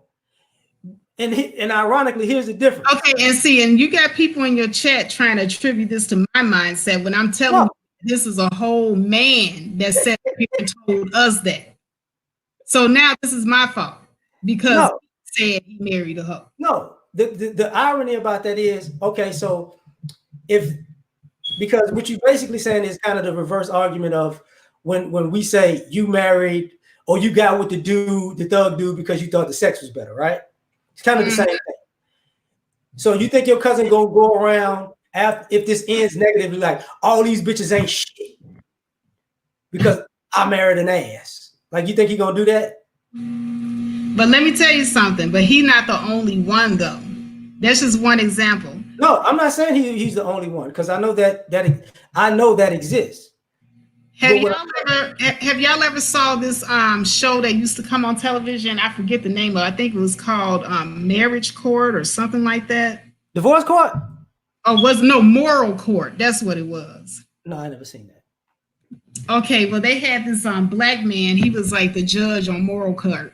And there was this guy on there. And the scenario is supposed to be real scenarios, right? Where this woman that he was married to, his wife, she was a lawyer, nice lady, beautiful, very feminine, okay? But he ended up having to represent this lady. This lady was a stripper, okay? And she was a stripper, I believe, in, I think it was New York or something like that. Something had ended up happening where she was doing a little bit more than stripping, and she was getting ready to go to jail. So he ended up having to, I guess, defend her or whatever. He was her defense attorney. Well, long story short, he ended up falling in love with the stripper. Mm-hmm. Left his wife, mm-hmm. his beautiful wife, and ended up with the stripper chick. Mm-hmm. Okay, this is another dude, okay? Mm-hmm. So he married to the stripper. I mean, he was addicted. He said he was addicted to how she moved that thing and how she was, doing what she do. And she ended up screwing him royally, not just in the bedroom, but financially and everything else. And his wife was in the moral court, talking about how bad he did her because she had, built a lot of things with him. And he allowed this woman to come in and she destroyed them financially. So, like I said, there's a lot of weak men out here. That's, they're allowing these hoes to win. So when y'all sitting up here trying to convince me that y'all not out here simping to the highest degree for these hoes, putting rings on their finger and everything, You can't gas like me. I see the behavior. So you see the behavior. You see the behavior. Do you just see the male behavior, or do you see the female behavior too?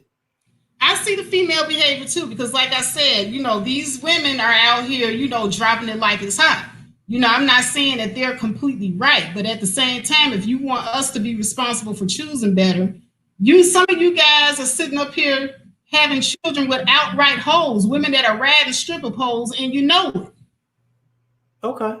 Now I'm gonna ask a question because of this. This will flip, keep it in. I'm gonna try to keep it in that ballpark. What is it about the female culture that wants to date men who are in relationships or married? Because a lot of these single women will actually chase men, put effort in to men who are in relationships or married. More effort with that than they will single men.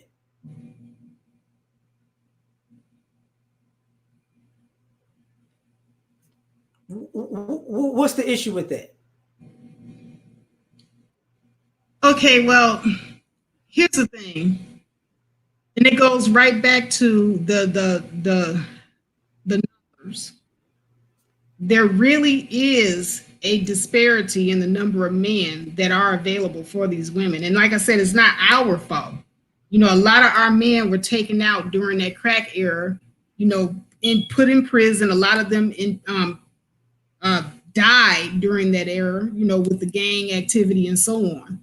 So I'm not saying that it's right or wrong, but I'm just saying that it's a numbers game. There are a lot of women clinging and hanging on to one man because there just aren't enough out there, and we refuse to venture out and see what else is available. You know what's weird about that? There are more black women than black men. That is very true. When you say, there are black men, more incarcerated black men than black women. So that digs into the numbers. But there are way more black gay women than black men. So how does that dig into the number? But once again, because there is not enough men, and rather than step out and see what else is out there, a lot of these women are just saying, "Hey, forget it. I'll just go gay." No. That's what I think is going on. What I mean is, so for the women who went gay, that should help out the other women who didn't. And there's a lot of gay women.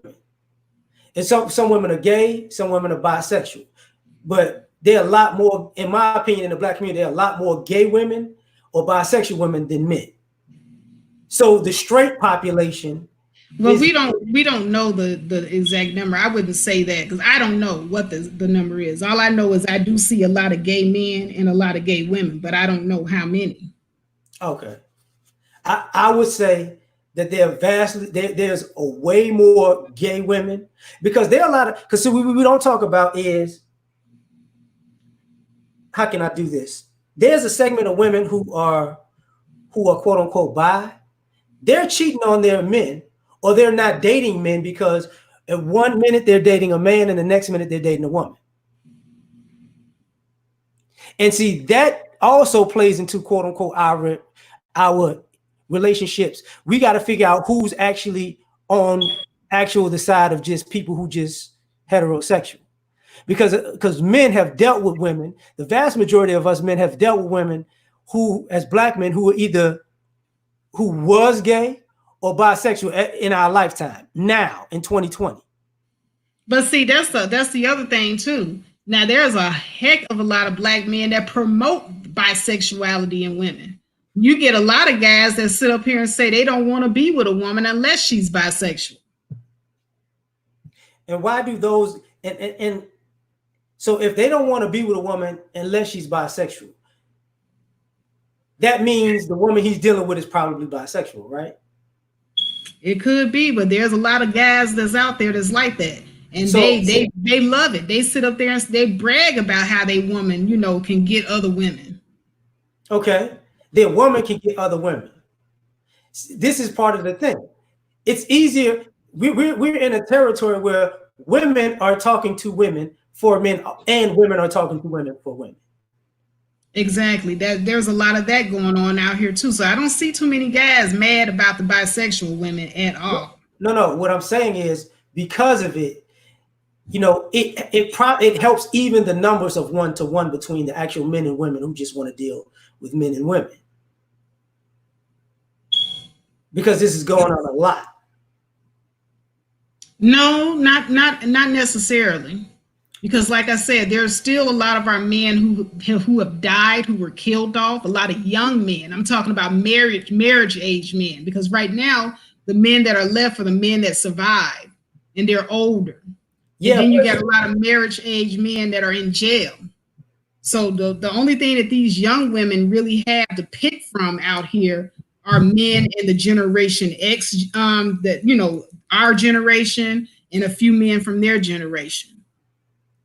do you think it's a okay? Because personally, I think it's a bad thing for women to count men who are in jail, especially from the 70s, 80s, and 90s, because a lot of those guys weren't actually like political prisoners or activists.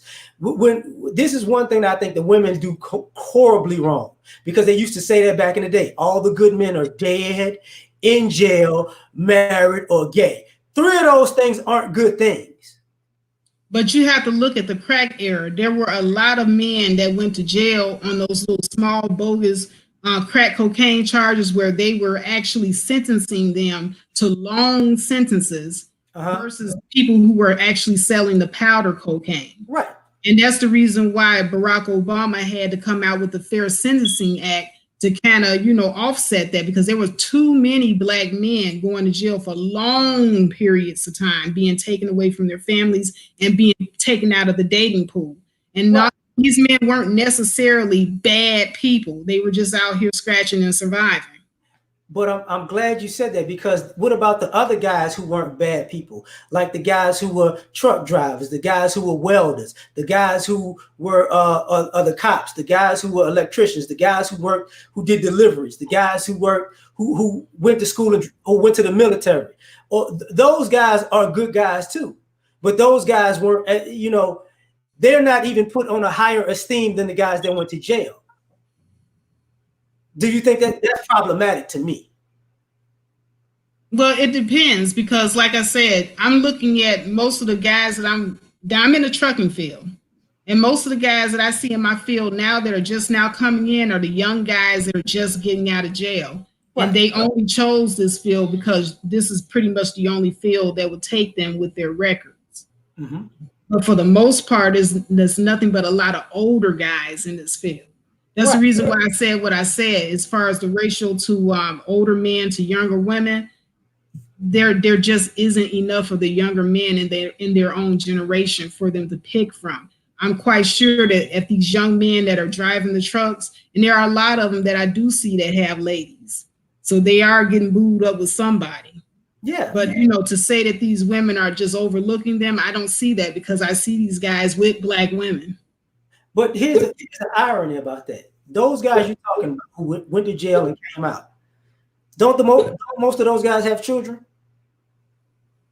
Yeah, they have children, and then a lot of them don't. Okay. I'm not saying all of them do, but most of them have kids. Now, I don't know how many, I didn't take a poll or anything, but the majority of them that I saw didn't have children, and then there were a few of them that I saw that did have them. The majority of the guys who went to jail on drug charges have kids. Mm-hmm. Those are the same guys that are looked at as the good guys because they went to jail on a drug charge. Those are the same families with the women who were with those type of guys. So what winds up happening is the guys who were not criminals or not felons, whether they did it because for a good reason or not, they're getting blamed for the households of guys who got locked up over crack. Because most people who got locked up over crack weren't users, they were dealers. Especially in the black community. There was a lot of dealers that got locked up, not a lot of addicts. Because addicts was always around. Yeah, that's true. The addicts were given a pat on the what do you call it, slap on the wrist. Right. They weren't really locked up, they were sent to treatment. So that's the thing. Like the same guys that on the back end when they come out of jail are looked at as good men are part of the same group of men that quote unquote abandon these families, are part of the men who left these women and these children to fend for themselves. This is not the same group of men as the guys who were responsible. But the guys who are responsible are looked at in that same way, and they're treated as those guys. I think what I'm saying is one of the solutions is treat the guys who are responsible like they're responsible men, and don't treat the guys who are irresponsible like they're responsible. Because I think the women have flip-flopped, and I've said it years ago, you treat Satan like Jesus and Jesus like Satan. Okay, but yeah, I get what you're saying. I mean, I could actually accept that as an excuse, because I don't think anybody who's done wrong should be rewarded. But what I'm saying is a lot of the brothers that got caught up on some of those drug charges, a lot of those brothers, I'm just gonna put it like this: back in the 80s, it was a lot of shady stuff going on. Absolutely. And back in those 80s. So a lot of those brothers that got caught up in that drug stuff, they weren't even, some of them weren't even doing drugs. They were just in the wrong place at the wrong time. So that's the reason why I do say a lot of those brothers were decent brothers. And I know some of them that went down and, kind of got caught up being in the wrong place at the wrong time. I definitely understand that. I definitely understand that. But part of the things I also understand is some of the guys who actually were doing those things, some of those women had a lot of money that they were sitting on. Mm-hmm. Absolutely. So what did they? So their failures while these guys are locked up are not necessarily on the guys per se, because they had cash in hand. Well, no, I'm not saying that the women failed because those guys were locked up. I was just talking about the guys were locked up because these are a segment of young, marriageable men that were taken out of the community. That's the only point that I was making. Right. But what about the segment of young, marriageable men that were in the military? What about the segment of young, marriageable men who were blue collar? What about the segment, is a small segment of young, eligible men who were white collar? But what about those guys? Those guys were marrying black women. I'm not saying that, there weren't black women not getting with those guys. Like I said, I know a lot of guys that went to the military that are married. My cousin is married to a guy that's in the military. So it's not like we're ignoring them, but there's just not enough to go around. There's still a lot of women out here. It's like musical chairs. If you only got one chair to sit a butt in, only one person can get the chair. Absolutely. That's what black women are faced with right now. But some of what they were taught, like some of these military guys, they didn't want it. Like, there are women who don't want to marry guys because they're in the military. There are women who don't want to marry guys because they're blue collar. There are women who don't want to marry guys sometimes because they're white collar. Which is weird, but and I don't know any of those women, because half the women that I know, that they could get a good man, they would marry him. Well, let me say this: the women that you know are probably in your age group. Is what I'm asking. Well, no, I know young women too. Like I said, I have daughters, so my daughters have friends and so on and so forth. So I'm not just stuck in my age group. No, I was asking for just to put it out there, because yes. I know of women who, look back on their dating like, that's what I'm looking for now. That's what I should have been looking for then, but that's what I'm looking for now. That's, as a man, that's what I see more of. I see more women who, who've given me the story. I've dated doctors, I've dated lawyers, I've dated ballers, I've dated this, I've dated dealers, I've dated regular dudes. And now they look back on it and they be like, well, this is what I need now. There's nothing per se wrong. And this is what I mean. I think men and women are dating to find somebody. But I think the women have thrown away far more good options than the men have. And now it's like, well, I'm looking for something good now. When you probably had 5, 6, 10 good things in the last 10 years, you just didn't pick. Well, here's what I see, L.A.R. And this is because I know majority of our people, we grow up poor. A lot of us grow up in either poor neighborhoods or poor working class neighborhoods. And there are very few of us that hit that middle class or rich. Mm-hmm.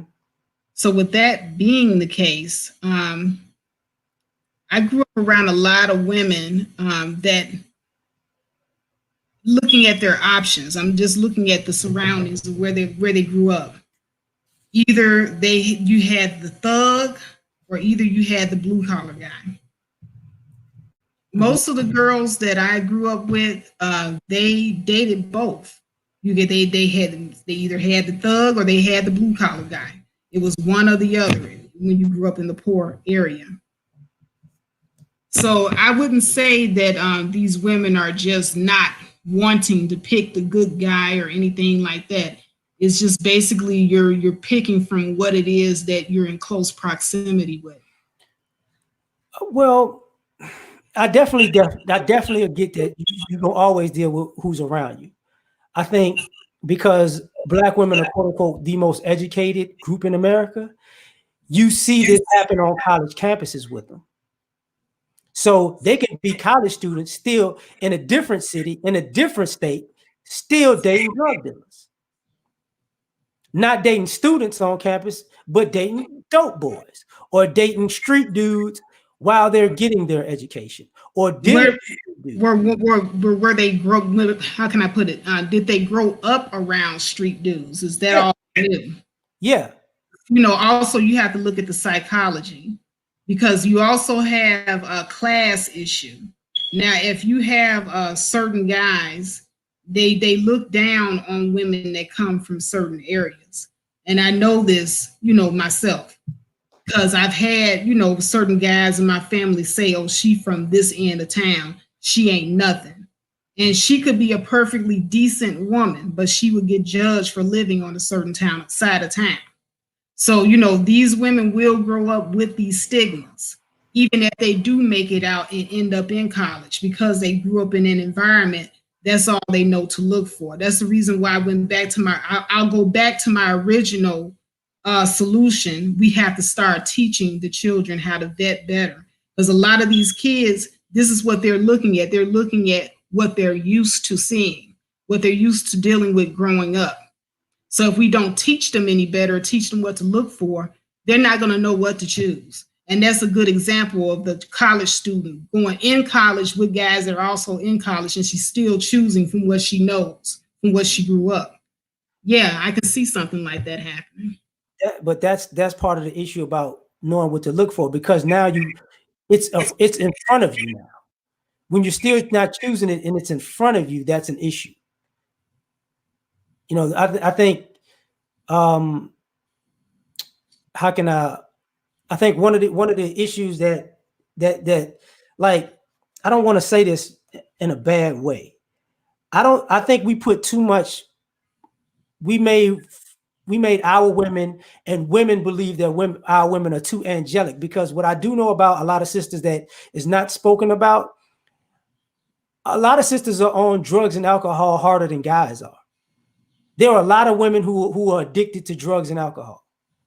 And that we don't, and a lot of women do things, even date, because it feeds their drug habit or their alcohol habit, or whatever, and even the dating environment and the partying environment. All of this stuff, because and that's part of the stigma of women dealing with guys and the good guys and the dope boys and all that stuff. We don't want to talk about a lot of women like getting high and drunk. This also gets in the way, because part of the boring life is a sober life. And there are a lot of sisters who don't like to be sober. I don't know. I haven't really dealt with a lot of women that don't like to be sober. And I haven't really dealt with a whole lot of men that don't like to be sober either. Most of the people that I've dealt with have been pretty much, people that are on the up and up. Most I've dealt with is maybe they like to smoke a little weed here and there. But the alcoholics, that, I saw a lot of that in the baby boomer generation, but not our generation so much. I've seen it for, like, I see it now, and I've seen it for years. I'm not saying that guys aren't on drugs and alcohol, but what I'm saying is we don't pay attention to all the, like, a lot of these women have a lot of issues, mental issues, depressive issues. Things happen to them as a kid. They're masking, they're masking their life through these other things. This is all of these happy hours you seen in these brunches. There's a lot of women getting drunk every day, every week. All of these women buying wine glasses, and they run through a whole wine bottle in a day. They got 5 or 10 in the house. Like, that's part of it. Well, I don't know. I can't speak to that, L.A.R. I haven't seen a whole lot of women sitting up just getting drunk. Okay. Well, you know what? I'm sorry, I can't. I can only go by my experience. I see some of the comments, but I do apologize. But I'm only going by certain things that I've seen, like certain behaviors that I've come across, and I just haven't come across it. I apologize. It's all good. Like, how about, because I'm hungry and I still got to go cook. How about we shut it down, and if you want to do this again, we could do this again. All right, most definitely. I did enjoy the discussion, and actually, I did learn. I picked up a lot from this, so it was not for naught. Cool. That's actually what I was trying to do. Just have a look, because I'm learning too. So don't think I'm not. But we're gonna do this again. It could be on your channel or mine. It don't matter. Okay, yeah, no problem. Get together and we'll work it out. All right. Thank y'all for coming out. God bless. My shrimp fried rice saying good night. Peace.